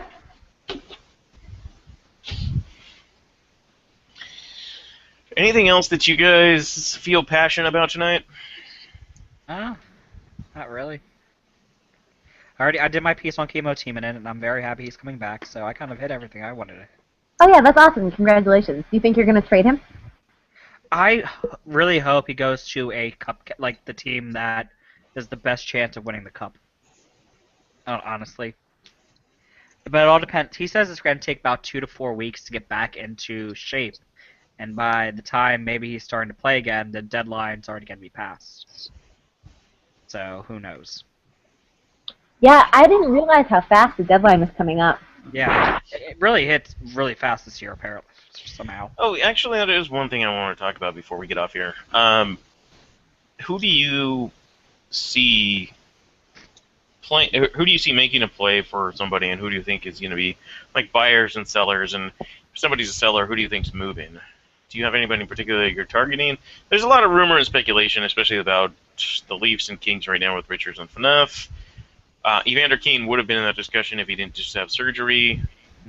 There's Cody Franzen's the name I've seen come up in trade talks. Where do you think he'll go? I mean, I couldn't tell you. I heard some rumors about Cody Franson and Tampa Bay, actually. And then there was a Leafs Tampa Bay trade today. So, Yeah. who knows? The blockbuster trade that was. Oh, yeah, we talked about that before you jumped in here. Oh, yeah. I'm always confused when Ashton Carter's name shows up. You know, I read while we were talking, I read that the Leafs were at 50 players, which is the most an organization can have, signed to contracts before that trade. So now they've dropped down to 48, which is another reason why people feel they made that move instead of just a salary dump. Mm-hmm. Assuming that perhaps the Leafs are looking to make another move. So that would make sense. I don't know why they would. Like, they're trending downwards right now. Yeah, they would be selling low. I kind of Well, doubt they'll make a perhaps- big move. Perhaps they're looking to pick up a couple prospects. Maybe. Because if they trade a guy like... If they were thinking of trading for Mike Richards and a prospect for Dion Phaneuf. So that would add 2 more players to their roster, and then they'd still have another spot if they wanted to make another move, Mm-hmm. which would be interesting. I know there's been talks about Peter Cekera being traded from Carolina, but I think that was to the Kings. Which That's I'm not another sure. move to the Kings or Ducks. The Ducks are looking for a defenseman. We mentioned earlier that perhaps Cam Fowler was being thought of as somebody that would be moved for Tyler Myers, but I don't know that I would don't be the see them case. trading an NHL defenseman for an NHL defenseman. Yeah, I don't see that happening. Nor would Uh, Buffalo want an NHL defenseman. They would probably want picks. Yes, For an especially when they're in a extremely rebuild. deep And Nolan has said this last week that he doesn't want to move Myers because he's still young and he's got a good contract and he's part of their rebuild. I don't understand why Buffalo would move him personally, and I agree with Nolan. So, This is but why yeah, we're Segura just. is somebody that a lot of people have looked into. And I was actually at the Canes game against the Ducks a couple nights ago, where they took the Ducks to overtime. He didn't look too bad. I mean, like, the guy can play, so I don't see Segura? why somebody... Yeah. Yeah, I think Cekera is good, actually. He's in a shitty system, and he's still a good player. Yeah, I totally agree. And honestly, I had never seen him play live until a couple nights ago. I've seen him on TV, but I was watching him just because there was rumor that the Kings might look into him, or the Ducks, so I was paying pretty close attention to him and whenever I saw him on the ice. And I was like, I really wouldn't mind having him on my team. Yeah, I just saw the Kings play in Washington, actually. Speaking of teams I just saw live. Man, Drew Doughty is really good at hockey. I know he is, but I nobody think else on our he's defense is right now. I hate him, but he's really good. His zone entries are really nice. hmm I just thought I'd let you have that compliment, since I always shit on your team. No, and I appreciate that. And the thing is, so Bob McKenzie this last week had a report, I think it was on TSN, but of the coaches, they pulled the coaches in the Western and Eastern Conference, and the Western Conference voted Drew Doughty as the best defenseman in the Western Conference. And for those that don't realize, because the Kings have struggled this season, it's like Drew Doughty's playing half the game. So it's hard to watch the rest of our team play when you see him playing well and nobody else. Because I don't know, it's just like you're like, God, how does he make it look so easy when everybody else just looks terrible? So I don't know. It's one of those things that bothers me. This is not going to be a comparison you'll like, but that's what I used to think about the Blue Jackets. You'd watch Rick Nash just blow through like 2 defenders and a forward and go to the net and score a goal. You'd be like, wow, Rick Nash makes it look so easy, and the rest of the Blue Jackets make it look so hard. Yeah, that's true. No, I'm posting. Okay, we can actually talk about this for just a second, but I'm gonna post the link to Bob McKenzie's best article. Who's best in the Eastern and Western Conference? They pulled different coaches, and the Eastern Conference coaches voted the Rangers. Let's see. Wow. So for Was the it Rangers Western and Conference, Islanders as the top? As the top team in the Eastern Conference, the coaches voted, Rangers and Islanders as the top team. Montreal's Carey Price as the best goalie in the East. Which I can see, yeah. yeah, Ryan McDonough as the best defenseman in the East. Uh, yeah, I buy that. yeah, I guess. In fact, I agree with all 4 of the best defensemen that they have for the East. I would say in the order they're listed. Well, I'd put Subban ahead of Letang. For the order, for those listening but not seeing, we have McDonough, Victor Hedman, Chris Letang, and PK Subban. So I would list them as McDonough, Hedman, Subban, Letang. I can see that. Yeah. And for best coach, we have John Cooper in Tampa Bay, Barry Trotz, Mike Babcock. There's a lot of people that got votes. Yeah. Babcock is the best coach in the East. Let's not split hairs. Yeah, he's one of the But best this coaches season, in the NHL. I mean, John Cooper is pretty good. He's definitely doing great stuff in Tampa. I feel like he gets lost in the fact that it's Tampa Bay. Yeah. Cooper's They're good. really good this year. Let's so. be honest. If Ben Bishop wasn't hurt at the end of last season in the playoffs, that They whole would've been series swept. with Montreal would have been completely different, and people would have given John Cooper a lot more credit. I mean, come on, it was I think Cooper's Lindbach. Great coach, but I think Mike Babcock is one of the best coaches of all time. I'm not disagreeing with you on Mike Babcock being one of the best coaches of all time, but I'm just going to say that John Cooper has had a couple of really good seasons that are on par with Babcock currently. What really surprises me about this article, so we just talked about the best defenseman in the East, and we'll come back to best player, but for best defenseman in the West, only 4 players got votes. Drew Doughty carried the day, and then the rest of the votes were to Shea Weber, Giordano, and Kevin Shattenkirk. Duncan Keith didn't get any votes, and neither did Ryan Suter. Suter's been Obviously, having a terrible year though. Yeah, And honestly, I don't think Duncan Keith has had that good of a year either. He's had a lot of... He's obviously a good player. I'm not trying to talk shit on him. I'm just saying I don't think he's anywhere near where he was last season. He's not as good as he was last season. He's still, really great at a couple of really key elements to our game, including he's a very good zone entry player.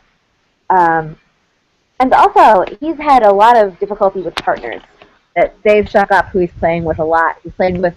Normally, he only plays with one partner a year, which is Brent Seabrook, and occasionally Hjalmarsson.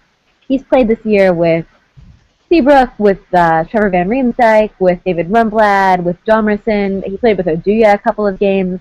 One game they had him playing with Roosevelt, which is the worst coaching decision I've ever seen. He's just played with everyone on the team, and I think it's been difficult for a player who almost always plays with the same person.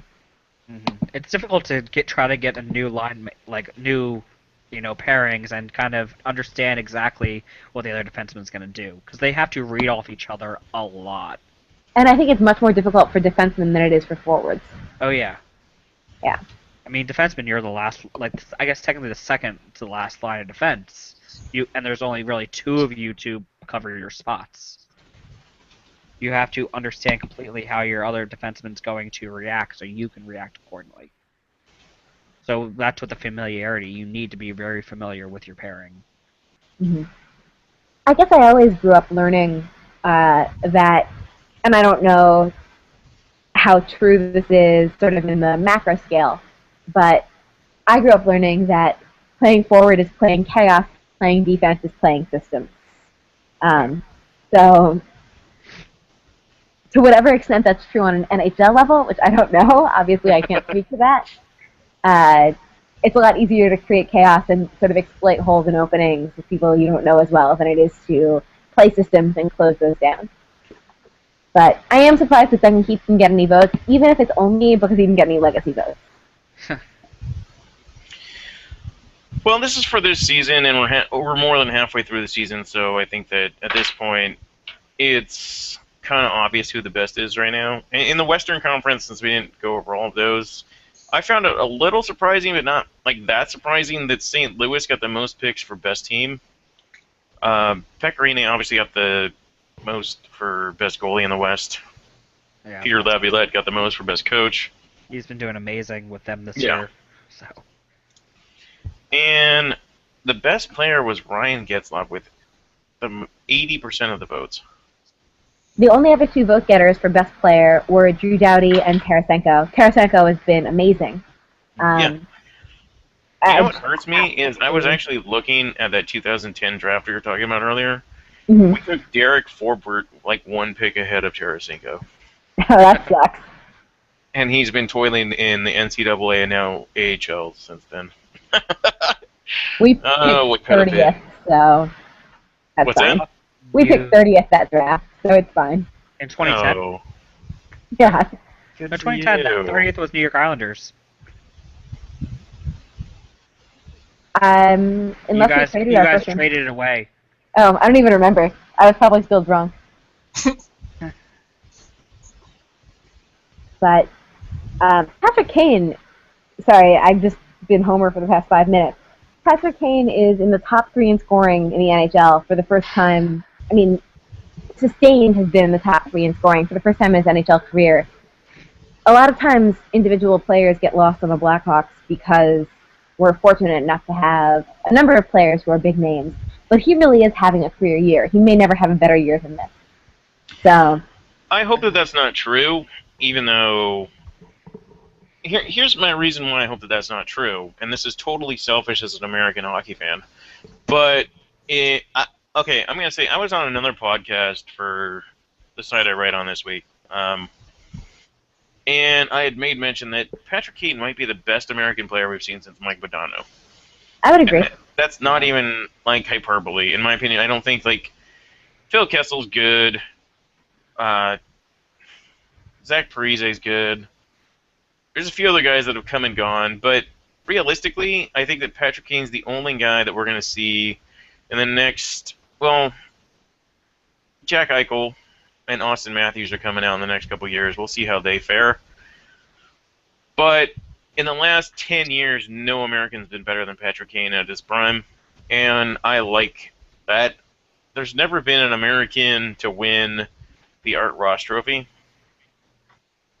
So I'm actually rooting for Patrick Kane to win the Art Ross. And I know that that's probably going to irk some people that I don't care.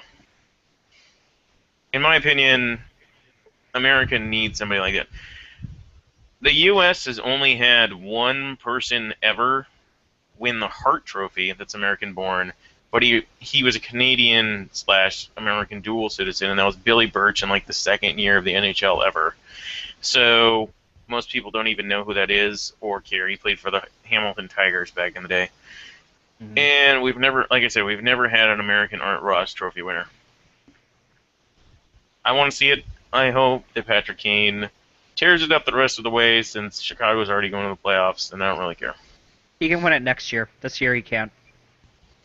I know that you want Voracek, but come on. No, I want Voracek to win. I really do, because we never had an Art Ross Trophy winner in Philly. We've had a tie, but he lost it in the end. That's as close as we've gotten. And Voracek has been playing amazingly this year. You had a tie with who? It was Lindros and Yager. They tied, but Yager had more goals. Oh, but he had more and goals. Points, yeah, so it went to him. Yeah. Voracek has been doing amazing, though recently he's been not doing great, but yeah, we'll see what happens. We need to have one good thing happen in Philly this year. All of our other teams did bad. Yeah, well, I'm just saying. I think that even though Ari is totally a homer about Patrick Kane, I'm totally an American for Patrick Kane because dude, it's amazing to watch the fact that the U.S. hockey program in general has developed to the point that it's at now, even though we totally blew it in the Olympics and the World Championship. Regardless, it's nice to see more players developing and becoming guys that are those top 5 guys in the league. Definitely good things going up for American hockey. By the way, I'm just going to say, like, Joe Pavelski, 15th right now, American. Phil Yeah, Joe Kessel, Pavelski 18th. is having a great year. Yeah. Phil Kessel, 18th in the league. You know, Kyle Okposo got hurt, which is really unfortunate. He's been great this year for New York. Great. I've He's watched a lot of American him. too, and he's top 30 in the league. He last season, before he got hurt last season too. But last season, before he got hurt. Oh, by the way, throwing this out there since he's gained a lot of exposure this year, but he was undrafted, maybe because he is American. But Tyler Johnson of Tampa Bay, American, top 10 in scoring right now. Is he still outpacing Stamkos right now? Yes. Yeah, which is, saying something. Yes, Tyler Johnson plays on the same team as Steven Stamkos. He's scoring more goals. So yeah, it's fun to watch. I know the majority of the people that listen to this podcast, at least, are American. So I apologize to you Canadians. We get kind of hyped for these things. Eric, I appreciate you listening over there in Winnipeg. Actually, I just looked up. I think Stamkos is now beating him in goals. In goals, yes, but not in points. Yeah, Tyler Johnson has been a great surprise. Oh yeah, definitely. But he was nominated for Calder last year. I mean, last year, his emergence as a Calder, 20 goals or more scorer. Oh, Alex Ovechkin's had a really nice shootout move, and Ilya Bryzgalov stopped it. Nicely done, Ilya Bryzgalov. I thought he airmailed it over the net. So much. I don't. Oh, he did. He did. He totally missed the net. But Briz was with him the whole way. Yeah, no, it was a good move, but yeah, I mean, just airmailed it over. Briz was terrible for us, but I miss his comedic genius. Briz is a good goalie.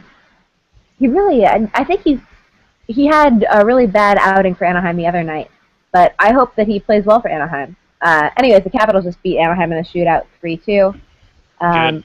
Goals scored by Nick Backstrom, and I missed who the first one was. Nick Backstrom was a game winner, though. Everyone should appreciate him more. Love Nick Backstrom. He is, by the way, 4th on the scoring list right now, underneath Patrick Kane and above Sidney Crosby. And by the way, he has the most points scored of anybody from the 2006 draft. He does. He has played more games than Jonathan Toews, but he has scored more points. He's a point-per-game player throughout his career. I think Nick Backstrom should be in Selke consideration. I do too. Yeah. He is very underrated because he's playing with Ovechkin. And because Washington doesn't get as much media coverage. Mm-hmm. If Washington won a Stanley Cup, I bet that he would win the Selke the next year. I don't know if that's true because people have been saying that same thing about Kopitar. Kopitar's not having a great year this year. Let's be honest. But you could have made an argument. There was a lot of LA Kings / national media writers last season that pointed out that Kopitar probably had a better season than Bergeron for the Selke, and he still didn't win it. So, and that's coming off of one Stanley Cup and then winning a second Stanley Cup. So I don't know if that's necessarily true. People still tend to have biases towards certain people. I will say that what Backstrom would have going for him if he plays on the East Coast, it's much easier to watch his games. That's such BS. In my opinion, I have such a problem with that. Like, maybe it's... I mean, obviously I'm biased because I'm on the West Coast. But I really appreciate certain writers, and maybe to my own fault, but I appreciate bloggers and writers that actually stay up and watch the West Coast games, because there's so many guys that you hear about that are like, oh, you know what, I didn't watch it because I'm on the East Coast. It's like, it's your job to write about and watch hockey. Like, the fact that you are like, you know what, I'm going to go to bed because, you know what, I don't give a shit about the West Coast. Like, fuck you. Like, if you're literally paid to report about hockey and write about hockey, and you don't stay up for the half of the league's games, you're terrible at your job. I will say, I'd always made an effort to watch the West Coast when I lived in Chicago. I was like, oh, I'm only an hour behind the East Coast. Like, whatever, I can do this. It's not that hard. Watch more West Coast games. Rah, rah, rah, rah. And now that I live on the East Coast, it's so hard. But you're not paid to do this. I'm not expecting you as a fan. Like, I don't expect the fans to do this. Mm-hmm. Like, maybe if it's your team and you're like, you know what, they're on a West Coast swing, I'm going to stay up late all week. That's completely understandable. But if you're literally paid to write about and watch hockey, I expect you to make that sacrifice on a day-to-day basis, because this is supposedly what you love to do. Like, I would kill to have a job where I got paid to literally write about and watch hockey. Like, that would be awesome. I write about hockey. I don't get paid for it on the website. I do it. But it would be really nice, and that would be really cool if people actually did that, instead of just being like, you know what, I'm going to go to bed at 10 o'clock Eastern because I don't really give a shit about watching the Kings or Sharks. It's just bullshit, in my opinion. Mm-hmm. And I think that companies like NHL.com actually does a pretty good job of reporting on all the teams, but that's also their product. But there are very few people, like Greg Wyshynski and Puck Daddy tends to do an okay job, although since Harrison Mooney was a creep and got fired, they don't really have as much of a West Coast product or presence in their writing department. So they used to do a better job of their West Coast reporting. There's not really a lot of great West Coast national bloggers. It sucks. I think it really sucks that it costs players awards. That, it hurts Kopitar, and it hurts Drew Doughty for Norris, probably, and it hurts guys like Ryan Getzlaf for Hart, or Joe Thornton for Hart, or whatever. Or Shea Weber for Norris. Well, he's Central Time. So that's small market, not so much late game. Yeah, true. But it does suck, and it sucks for those players individually, and there's not really a way to fix it. So you'll play in Toronto, and your life will suck, but you'll get lots of national award consideration. Yeah, anyways, Nick Baxter is great, and I really love him. That's how we started there. I appreciate the shout-out with the LA Dave hot take. Thank you. You're welcome. That's what I try to do. It's hot takes. I think that was the hottest I'm take actually of the night. generally not a hot take guy. Like, I guess that was a hot take, and I didn't even realize it. I always make the side remarks when it comes to the hashtags. That's what I do. No, that's fine. I don't mind that hot take because it really does bother me, and I'm obviously the western coastest of all of the people in this podcast, and it's really frustrating to be a West Coast hockey fan sometimes. I'm just throwing that out there. I know that Gary Bettman, I love Gary Bettman because he loves the West Coast and he loves expansion and he loves the Sun Belt teams, and cool, but it seems like the national media just does nothing but shit on the West Coast. So, I mean, speaking of expansion, he's showing up to the, what was it with the Las Vegas? Oh, what was it? I forget how it was worded. He's showing up to like their ticket sales thing or something like that. Oh, in Vegas? Yeah. By the way, the Vegas, if you guys didn't see, Vegas, the people pushing for the Vegas team ran a local commercial during the Super Bowl. Yes, I heard about that, yeah. So that's really cool. Also, you have supposedly a couple prominent people from Vegas that are looking into the team. Mm-hmm. And one of them is Daniel Negreanu, who, if you guys don't know, is one of the best poker players in the world. He's Canadian though, but he lives in Vegas because that's the mecca of poker playing. Yeah. But he's supposedly one of the guys that's interested in being a partial owner, or at least an investor, and selling tickets. So I think that Vegas would actually be one of those places.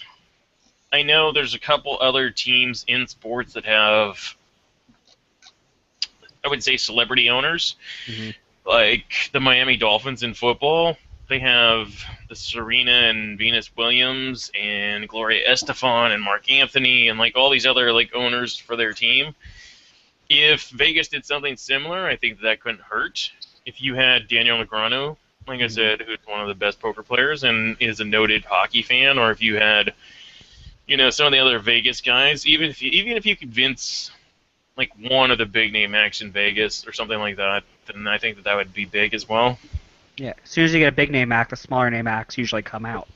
Or even, I mean, you actually have a Canadian that performs there all the time in what's her name? What's the singer? Celine Dion. Celine Dion, thank you. Canadian. Celine Dion is Canadian? You didn't know that? You Yeah. didn't know that? What? Yeah, she didn't know that? performs in Vegas too. Like, I mean, you could probably, I don't even know if she's a hockey fan, but she's Canadian, and I doubt that she'd be like, you know what, a hockey team would be a terrible investment. Like, everybody wants to be a sports owner, so. Wait. Celine Dion is Canadian? Yeah, she's born in Quebec. And she's married to the head of Sony. Does she speak French? Yes.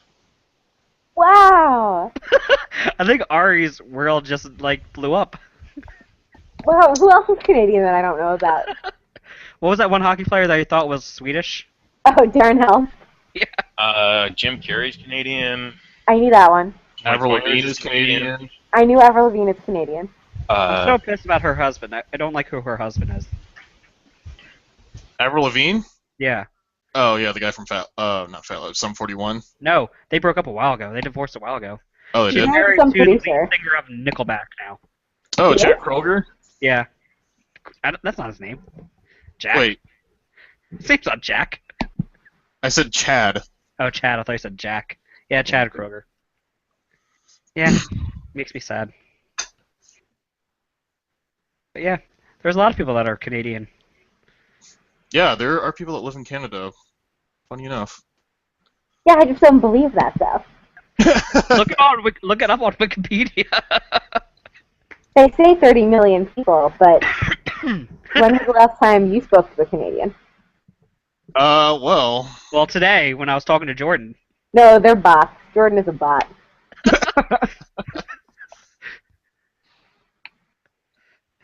with my accent, yeah, I kind of wonder if people think I'm Canadian. I mean, he's basically part Canadian. You, Abe, you're part Canadian. Yeah. Sometimes I wonder. Well, Bucks Buffet just told me that Darren Helm is from his neck of the woods, not Sweden, as I thought. But Bucks Buffet is obviously a bot, but he's from Canada, so we've now confirmed that Darren Helm is a robot. But they said woods. Robots aren't out in the woods. That's where their secret facilities are, to build the robots. You can't just have them in a city, dude. That's the perfect place to sit. No one will look in a city. No one looks in the Canadian wilderness either. How many Are you years? sure about that?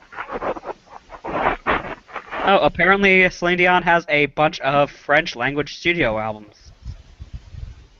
Does she sing the Titanic soundtrack in French? I mean, she speaks in a French Canadian accent. Dave, you need to be closer to your mic. I apologize. It sounded like a cat was watching over it. It was adorable. Cats don't walk over computers, they just sit on the computers. Mine will walk on mine. Oh, they usually sit because they're warm. Machka does what Machka wants. Yeah, my cat does whatever he wants. I really wish I had a cat. Me I do too. too. I would be way more likely to come visit you if you had a cat. I don't wish for a cat. My apartment, no. It's too much money for animals. I'll make a note of that, Ari. I'll rent a cat just so you can marry. Rent a cat. Oh my gosh, that's the business I should run. Cat rental services. And you can rent them out of like a Who's gonna have the cat bar or whatever? The Cat Cafe? Yeah, that. Yeah, that's me and Enrique. You can totally rent out cats also. It's nothing we really thought of, but I'll bring it up in our next business meeting. I didn't realize we had business meetings. Way to invite me to those. Well, you're not in You're this not a partner. partnership. You're not a Yeah. partner. I feel the love. I don't know about you guys, but do you really need more meetings in your life, Dave? Do I need more meetings in my life? No, other Dave. Oh. It depends on if there's bagels that are provided. Wow, I just gonna do a scoring update. Apparently, Columbus beat St. Louis 7-1. Yeah, it was awesome. Washington beat Anaheim 3-2. New Jersey beat Toronto 4-1, and Pittsburgh is up on Calgary 2-0, and it's still tied with Chicago and Winnipeg. St. Louis had won 7 straight before that game too, so they just fell apart tonight. I didn't watch any of that game, so I don't really know exactly what happened. But man, just everybody was like, "Fuck it, we're playing Columbus, we got this," and then they just. And it was Curtis McElhaney in net too. McGlovin. Is that what you're referring to? Well, he used to play in Anaheim, and he was the backup here. And then during the last lockout, he was still living here. And actually, a friend of mine was playing in an adult league, and he decided to play in that adult league as well because he just wanted to stay sharp. And my buddy was like, it just wasn't fair. Yeah, basically, my buddy was playing in the highest adult league you could play locally for at least that particular rink, and he was like, we occasionally we scored 1 or 2 on him, but at the same time, it's only because his defense and everybody else was terrible in front of him. But anytime you had a shot on him, unless he's he would just stop everything. He was so quick, and he's a backup goalie in the NHL. It's amazing how good the guys at that level are. I mean, even John Scott could probably skate circles around any, beer leaguer. You mean John Scott, who has a career high in goals this season? Yeah. Should I go with Patrick Coletta? You? Captain John Scott. Or should I go with Patrick Coletta? He can probably skate circles around everyone, too. But really. I mean, if you're going to be a professional athlete, regardless of what your skill set is, you have to be skilled at skating first off, because that's the whole game right there, pretty much. If you can't skate, you can't do anything else. Yeah. Well, Hartnell. Talk to Dave Andrewchuk and Luke Robitaille. Yeah. I mean, Hartnell can't really stand very well on skates. And he's making a career out of it. He scored tonight. Yeah. He got the 7th goal on the Blues. So, I'm going to switch it up just a little bit here for selfish reasons, but we are approaching, I know all of you guys are either in leagues with me or at least play in other leagues as well, but fantasy hockey, I know we don't talk a lot about it here, but we got 4 weeks left in the regular season for fantasy hockey, and then playoffs are coming up. I have a question for you because it came up in one of my leagues. There was no rule set in my league for tanking, and I am in a league with some people. I was invited off Reddit because I'm one of the moderators for our fantasy hockey, and it's a 20-team dynasty league where you only draft rookies and prospects. This is hardcore. You have your team. I was invited into this league. They had already established this league before, so I already knew my team wasn't going to be the greatest. But I had a few good players. I had Sidney Crosby and a couple other good guys. But really, realistically, because it's a 4-line league, so you literally have a full 20-man roster. It's I knew that I was really top heavy, but I had to build this season. I decided a couple weeks ago to tank. How do you feel about tanking in fantasy hockey? Do you think it's unethical? And I ask this because here's my situation and my reasoning behind what I'm saying. I am never a fan of collusion. Collusion's bullshit. if you're trading players to other teams in order for them to win or something like that. But if you are in a dynasty league where you keep everybody, Mhm. why should you give a shit what happens to the other teams or who wins or loses if you already know your team sucks? I already knew going into this season, because I joined a league that was already established, that my team was not going to be good this season. I was in 15th place out of 20 teams, and since all of the roster players throughout the league are pretty much already taken, I'm not picking up very much off the waiver wire. I decided I was going to tank for McDavid, and I got called out for it, and everybody was like, oh, you can't do that. I was like, well, there's no rule in it, and so they made a rule for it. But how can you make a rule for that? Like, it was, you already, Basically, the GM or the league manager was like, if you don't set a lineup every day, or at least have people in your lineup, and you just bench everybody, then we're going to kick you out of the league. So I was like, all right, fine, whatever. So, but is that really unethical? I mean, I was trying to help my own team in the long run in a dynasty league. It doesn't bother me. nah, it doesn't bother me. I think in leagues that aren't dynasty leagues, to like give up partway through the season is kind of bullshit. But you're not giving up; you're strategizing. I mean, in the NHL, even it's frowned upon, but people still do it. I don't have a problem with it in the NHL either. I mean, no one has a problem with Buffalo tanking. I mean, half the people everyone's kind of embracing it, looks like. I mean, you look at Pittsburgh when they got Lemieux.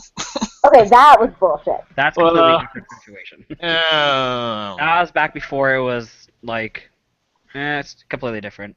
I still feel. call it tanking, though. It Like, was, still tanking, it was yeah. tanking for Lemieux. Yeah. And by the way, there's actually like I think it was either 30 for 30 on ESPN, or there was some other like show about it where basically New Jersey was the other team that would have possibly tanked, and they decided that they weren't going to tank, and they made that decision, and they ended up not getting Lemieux. So, but I mean, for me, it's like it's fantasy sports. It's not that big of a deal. And it pisses people off, not the people that are winning, but the people that might get into a playoff spot or something like that. Those are the people that were really bothered by it, because they're like, well, you're basically giving somebody a free win. I'm like, I don't really care, because it's my team. Yeah. Is that really that selfish or unethical? I don't think so. I'm completely fine with it, but I'm I not mean, also really. like, Do you think it's unethical to tank in the NHL then? Maybe not even fantasy. I personally don't have I don't have a problem with it, because you're doing what you do to set your team up for future success. Like, that's what it is. If you're not doing good now, why constantly try to make yourself win now if you're not going to? Like, you should, rebuild. You should rebuild, and rebuilding is tanking. So, like, the best way to rebuild is to tank, so you can get high draft picks, and you can, get better players, so you can get back to being good. all right, folks, let me cut you off really quick. I have to head That's out. done anyway. So it was great to talk to you guys, and hopefully I contributed something besides yelling when the Blackhawks did a thing. You mean the one thing they did? Yeah, the one thing they did. Hey, we haven't done it in almost 3 games, so God bless. But I will talk to you guys next week, and no, I think taking a fantasy hockey is totally fine. All right. Okay. All right, see you around. Later. Bye, Ari. Yeah.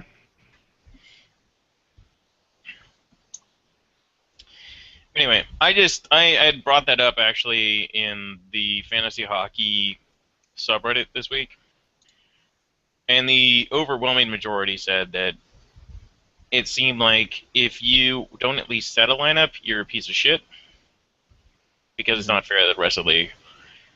I've been somebody that's, I'm just going to say, I know I'm older than most people on Reddit, so whatever, but I've been playing fantasy hockey since 1999, basically. Mhm. And I don't really see a problem with that. Like, I feel like my biggest problem is collusion. Like, I don't like when people collude in order to help somebody win, because you never know if, like, they've agreed to split, like, a payout, especially if it's a money league or something like that. Mhm. that seems wrong. Like if somebody took a bribe, like there was a guy in one of my fantasy football leagues this year who traded Des Bryant for who was it? Just some lesser receiver, like just straight up. And the guy he traded to, like the league approved it for whatever reason, and I was like pissed off. And the guy that ended up getting Des Bryant won the championship, and I'm just like, it felt like it was total collusion because the guy that traded it was brought in by the guy that received Des Bryant, and you're like, I don't know what kind of deal you had in place, but that's the kind of thing where I was like, it was terrible. And same thing with hockey. Like somebody tried to trade in one of my leagues this week, Dennis Seidenberg for Duncan Keith. I was like, really? Like, Yeah. that's the kind of shit where I'm like, whatever. But if I'm legitimately I'm not trying to trade anybody or screw anybody over. I'm legitimately just trying to lose. I don't really understand why that's a big deal in fantasy hockey, and maybe I'm in the minority here, but I don't really see why that's a problem in keeper or dynasty leagues where you're literally just trying to like make your team better in the long haul if you know you're not going to win this season. But if that's unethical, then please tell me why. I'm perfectly fine with it. So I think you're fine with tanking, but I'm not a huge fantasy person, as evidenced by my being terrible at it.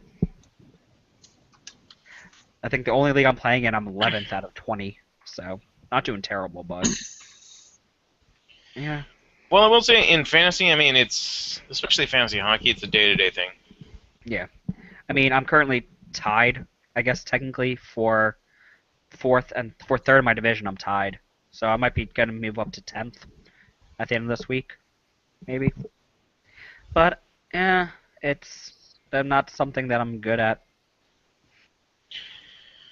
Well, since I'm in the only league that you're in, Yeah. I'm just gonna say, let's see. Yeah, You are the Gordon Bombays. Yes. Let's I'm find currently out. winning. No, I'm currently not winning. I'm 2 points from winning in my league, in my round game thing. I'm gonna point out the fact that this entire season, you've made 14 moves. Yeah, I know. I'm going to point out that my team's made 106 moves. So, just I was throwing moving that a out lot there. at the beginning, and since I stopped making moves, I've moved up the standings. So that's why I stopped. Like, Yeah, I was but making moves, and I was fantasy beating, hockey, in fantasy hockey, your team. Well, this is an ESPN league. You have 7 acquisitions per week, and this is a 20-team league as well. You have so many players you could pick up and drop that are all basically average, and every day you could do that. I know. But like I said, That's I was literally doing that, 7 and I was people. doing terrible. I stopped doing 7 that, people and I per started week. doing good. 7 people per week you could be getting extra points from. I'm just throwing that out there. I know. But at this I'm also point, going to point out, like, let's just say today, in that same league, I picked up Carl.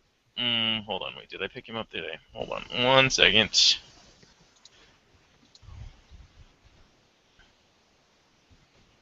I picked up. Why is it not showing me? Anyway, well, this is a bad example since my league's not refreshing correctly.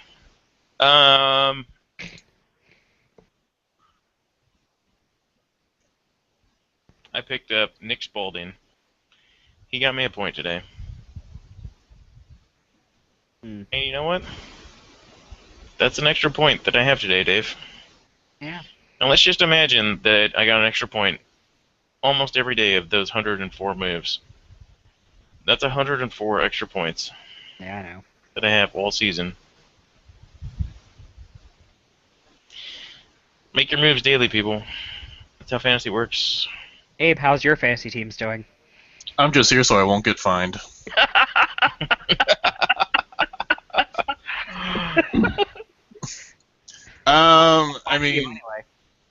I mean, like my fantasy season hasn't been going that great, but it's like I've been dealing with personal stuff for the past like year and a half, pretty much, and this year especially too, it's like I'm trying to get more serious with my photography and stuff like that. So like I have the time for it, but it's just like it's not a big concern of mine right now, just because I have other stuff I have to worry about. Like I'm trying to right now I'm trying to find someone to shoot for so I can cover the state high school tournament next month. And By the then way, I'm just gonna throw this out there, Dave. go for it. Are you in any money fantasy leagues? No. Okay, so you don't really give a shit. All right, No. that's cool. I was just gonna say I'm in several money fantasy leagues. I am also in 13 total fantasy leagues. I am a fantasy whore, and I'm in, like I said, I'm in 13 leagues. I have the privilege of working, the normal 9 to 5 Monday through Friday at a desk where I can, go into my fantasy teams every day. But it really only takes me like 10 minutes for No, I know 13 teams. No, I So- know exactly how long it takes, but it's just like it's on the list of things that are my concern that I'm concerned about. It's very low. That's fine. Mhm. I totally understand. Like I'm at a point where I really don't care about my teams anymore. Dave, your teams still care about you, though. Yeah. You don't understand how much your teams care about you. Well, if that's the case, then Jess can take control and GM for a bit. Yeah, I work from home, but it's just, it's like, especially with my photo stuff too, I'm like working like 16-hour days almost, it seems like sometimes. So, Understand. But doing what you love, right? yeah. Also, for those listening, Dave got a new camera this week. Mm-hmm. And how? He's gonna be hired soon enough by Sports Illustrated and other people. Yeah, that's the goal this year is to shoot the PGA Tour always stops by in Minnesota for the 3M Championship, so the goal this year is to shoot that. What other things for those listening? Just like what other things are you shooting so people can maybe check out your stuff? Well, like my bread and butter is paintball, tournament paintball. So I haven't really shot that as of late, just because the media, just the way that the league wants to run the media is pretty. If I had hair on my head that I could grip, I'd pull it out of my head. But this year I'm going to go to 2 events, Nashville and Chicago. Let's see, I've shot the pond hockey tournament 2 years in a row now. I shot cycling, I shot snowboarding, I shot skiing. This year, like the main thing that I'm gonna kind of try to do is I'm gonna try to do a couple just local golf tournaments, and see if like maybe there's some like tennis tournaments too, because tennis for some reason has always been a sport I've wanted to shoot. Then you have the high school hockey tournament. I'll be shooting a little soccer too this year, hopefully. I have to still kind of negotiate that with my employer, but there's like I tell people this with photography. It's if you want to get serious with it, it's about 10% photo taking and 90% business, and a lot of that too is networking as well. Like if you can't network well, which is an absolute skill that you need, especially for someone in my position. Like if you can't network well, you're not going to get anywhere. So. Mhm. Yeah, I mean that's pretty much it. But yeah, I'm gonna try to keep myself busy with just a bunch of events here and there that I can shoot. So yeah, Good enough. yeah. That's awesome. No, I saw some of your pictures. If you guys haven't seen, I don't know if Dave wants to throw out the link or whatever, but your pictures from the Pond Hockey Championships that you shot were pretty awesome. So I really enjoyed them. Yeah, if you want to see it, just go to davidabirdingphoto.com. If you go to the blog area, like the most recent post is from the U.S. Pond Hockey Championships. I have another set of photos I have to work on when I shot the North American one. I just haven't, I've just been working on that stuff and other stuff as well, so it's gone a little slower than I'd like it to. But yeah, got some pictures on there. So if you want to check that out, go for it. Fantastic. Oh, by the way, I wanted to mention right now, this happened a few minutes ago, but the Toronto Maple Leafs set a franchise record with their 11th consecutive loss tonight. Yeah. They previously beat the record that they set in what they set a the record hasn't been broken like since the 60s, I think. That's how long it's been around. Actually, I find it kind of funny that they originally set that record in the 60s because they were the best team in the 60s. For those of you that don't know, obviously the Toronto Maple Leafs won their last Stanley Cup in 1967. But they won 3 straight Stanley Cups from 62 to 64 as well. And were pretty much probably the best team of that decade, so I'm kind of surprised that they lost 10 games in a row in the 60s. I didn't know that until today. Reddit tells you a lot of things. They do. Not always correct things, but Reddit is fairly informative. Yeah, it's a decent resource. You know, there's people saying, "Don't worry, you saw the late season push that takes the team out of any good draft positions." They still have that to look forward to at least. Shit, that's basically what Minnesota's doing right now. Like, I honestly don't think this team's going to make the playoffs, but we're going to get in this happens every time. We get in a spot where we're close enough to the playoffs that we could have made it in if we strung... Like, if Fletcher had made the move for a goaltender earlier, I think that we'd be in better position than we are now. Because right now, I absolutely don't think we're going to make the playoffs unless, like, a miracle occurs. So, what's probably going to happen is we're going to we'll do decently well, but we'll be in a spot where we're not going to be drafting within top 10. Yep, we are the same way.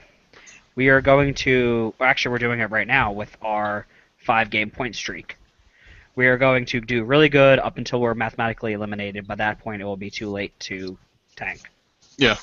No, it's the same thing with Minnesota. Yeah. So, if your team's on the playoff level right now, do you want your team... Because we're all kind of in the same position as of right now, as none of our teams are in the playoff position.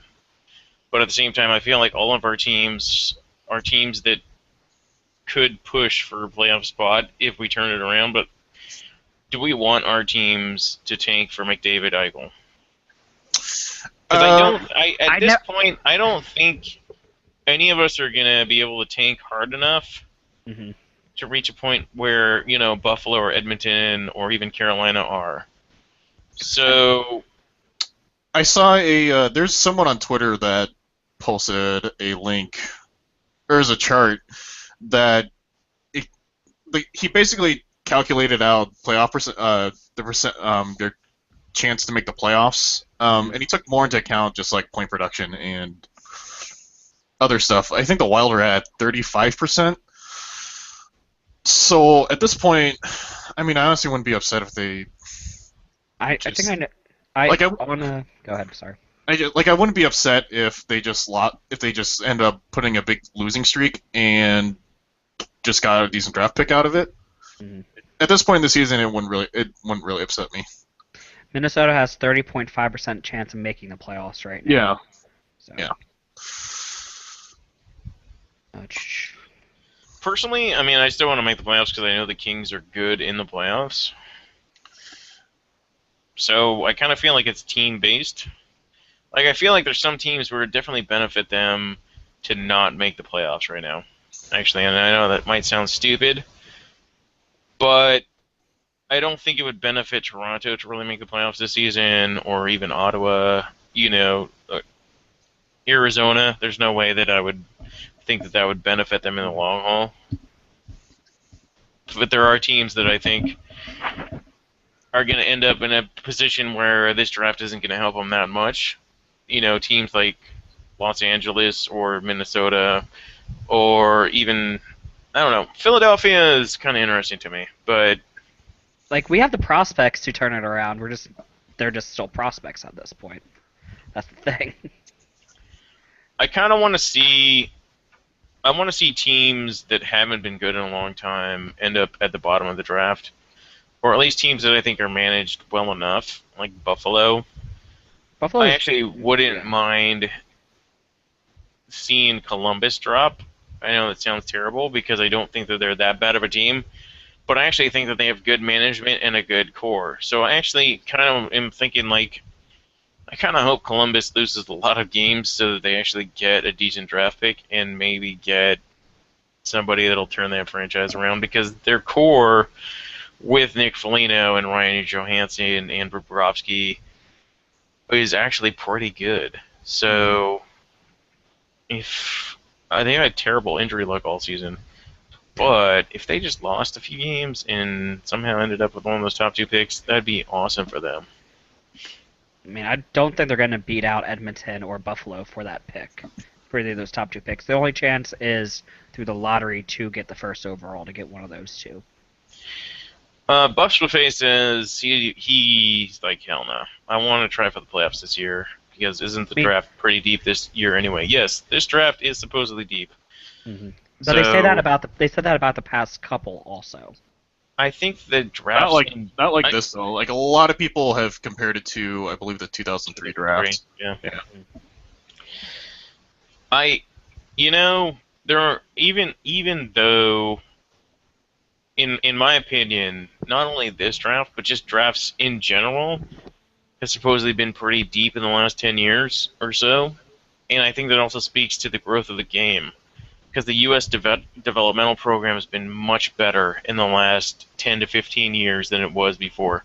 Because in the late 90s, well, throughout most of the 90s, actually, the drafts were terrible. And that's why you saw a lot of players come in from overseas, or different players, or guys that maybe even weren't drafted do well.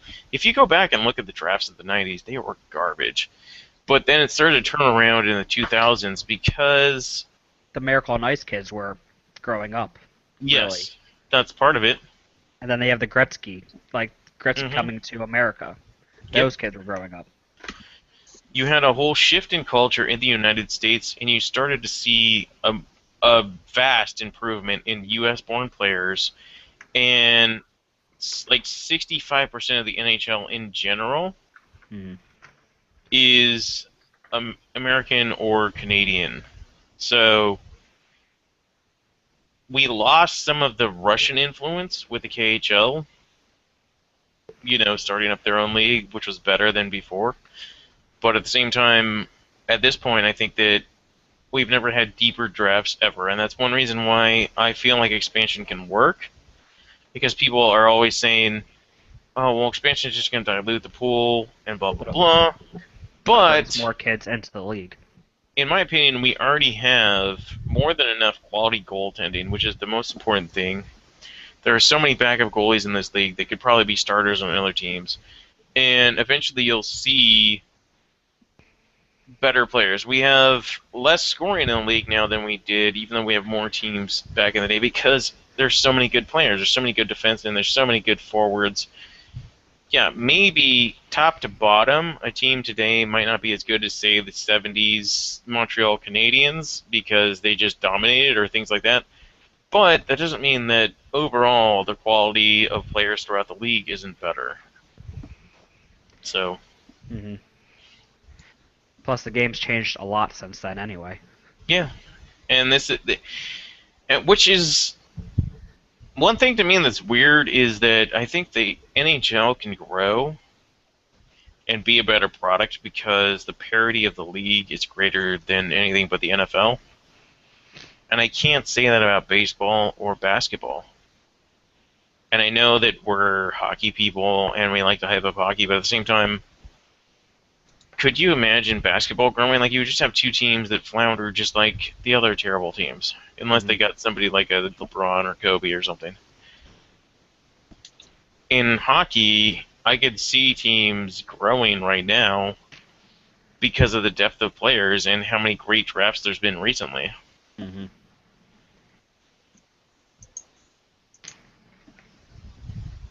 Yeah. Hockey's definitely on the uptick with all the players coming in now, especially with all those strong draft classes.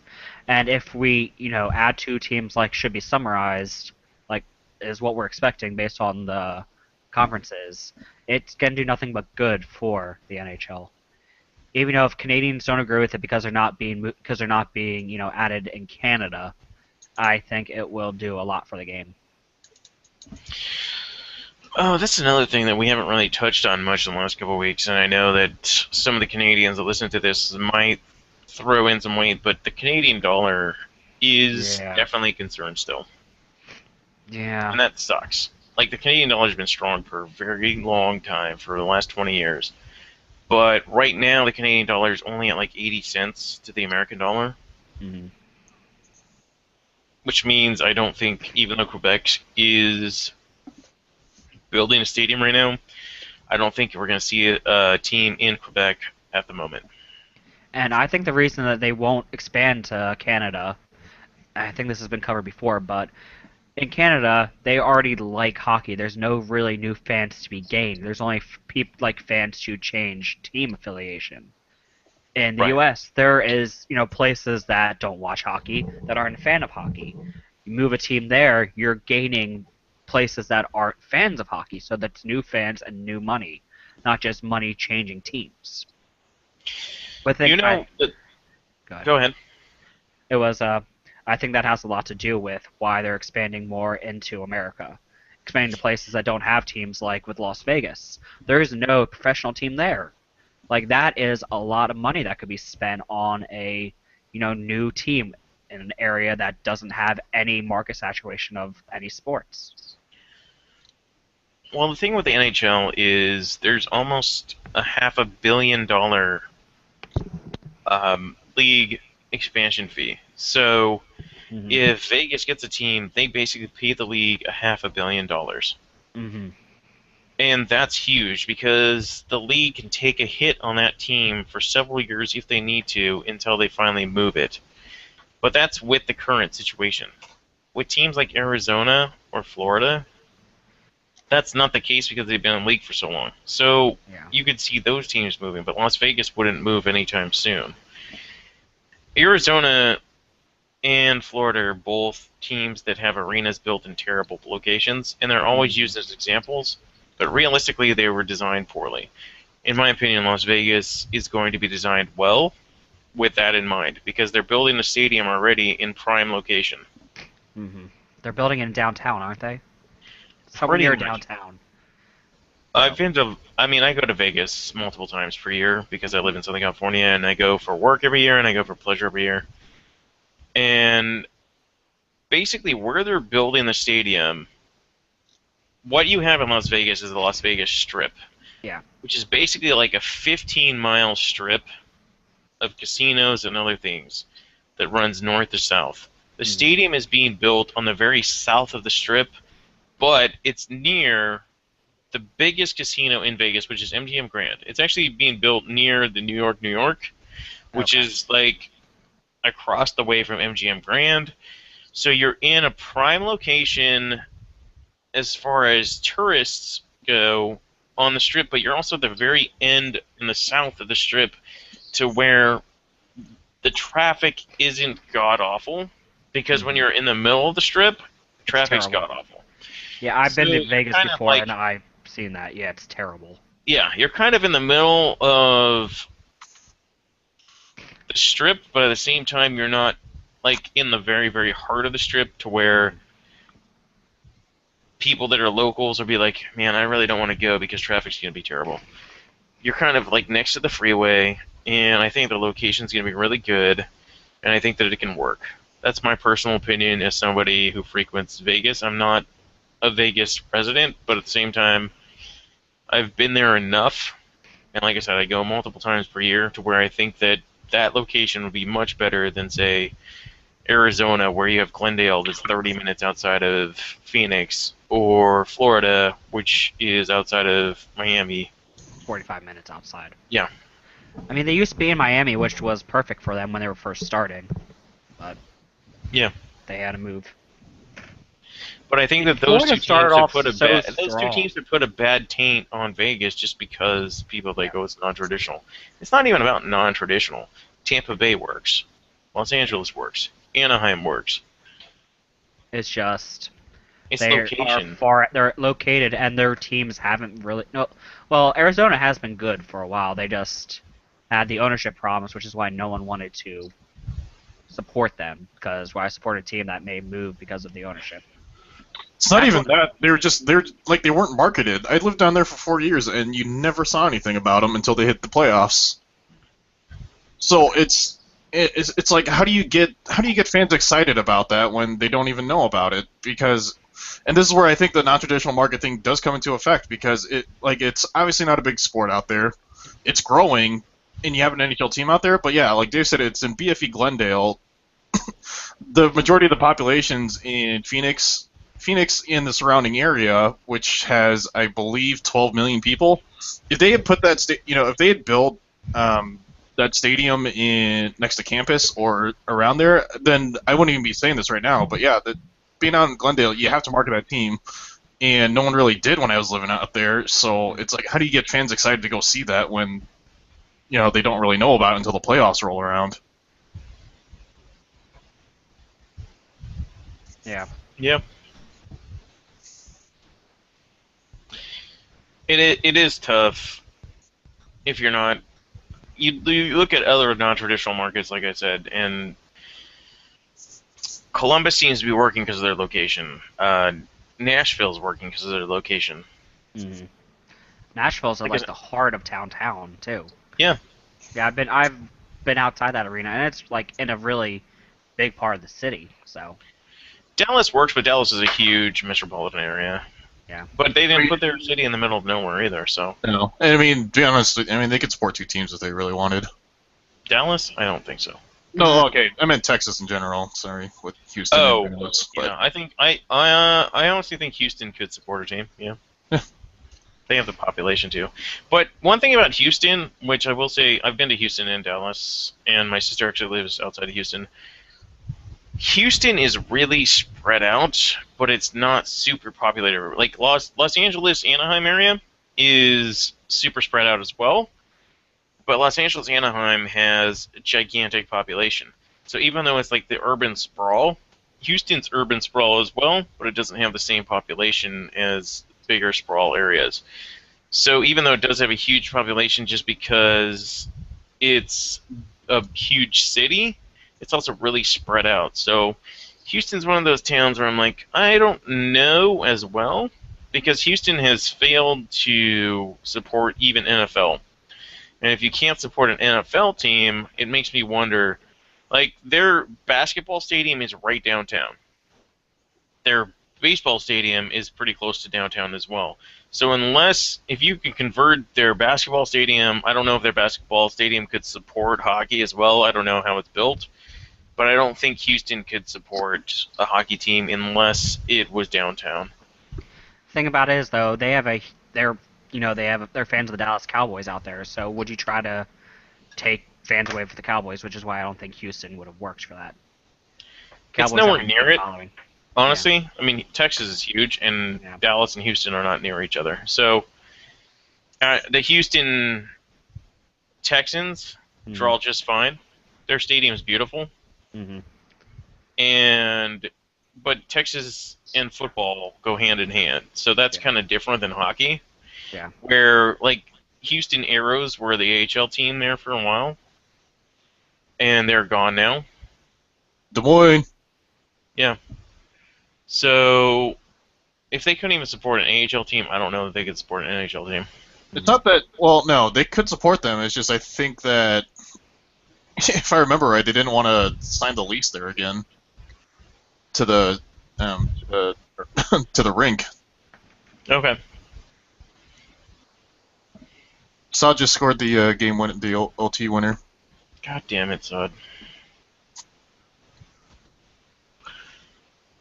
His aunt made me a sandwich this week. Nice. And I got really sick, and I thought I was going to throw up. That's totally unrelated. I've been to her many times, and a lot of good sandwiches, but for whatever reason, on like Tuesday of this week, I went to the deli that she works at, and I got a sandwich from her. Well, I ordered from her, but the other person at the deli made it for me, and then I got really sick, and it was not pleasant. I don't know what happened. Generally, Brandon Sodd's aunt makes really good sandwiches, people. If you live in the Anaheim, Yorba Linda region, I can direct you to them.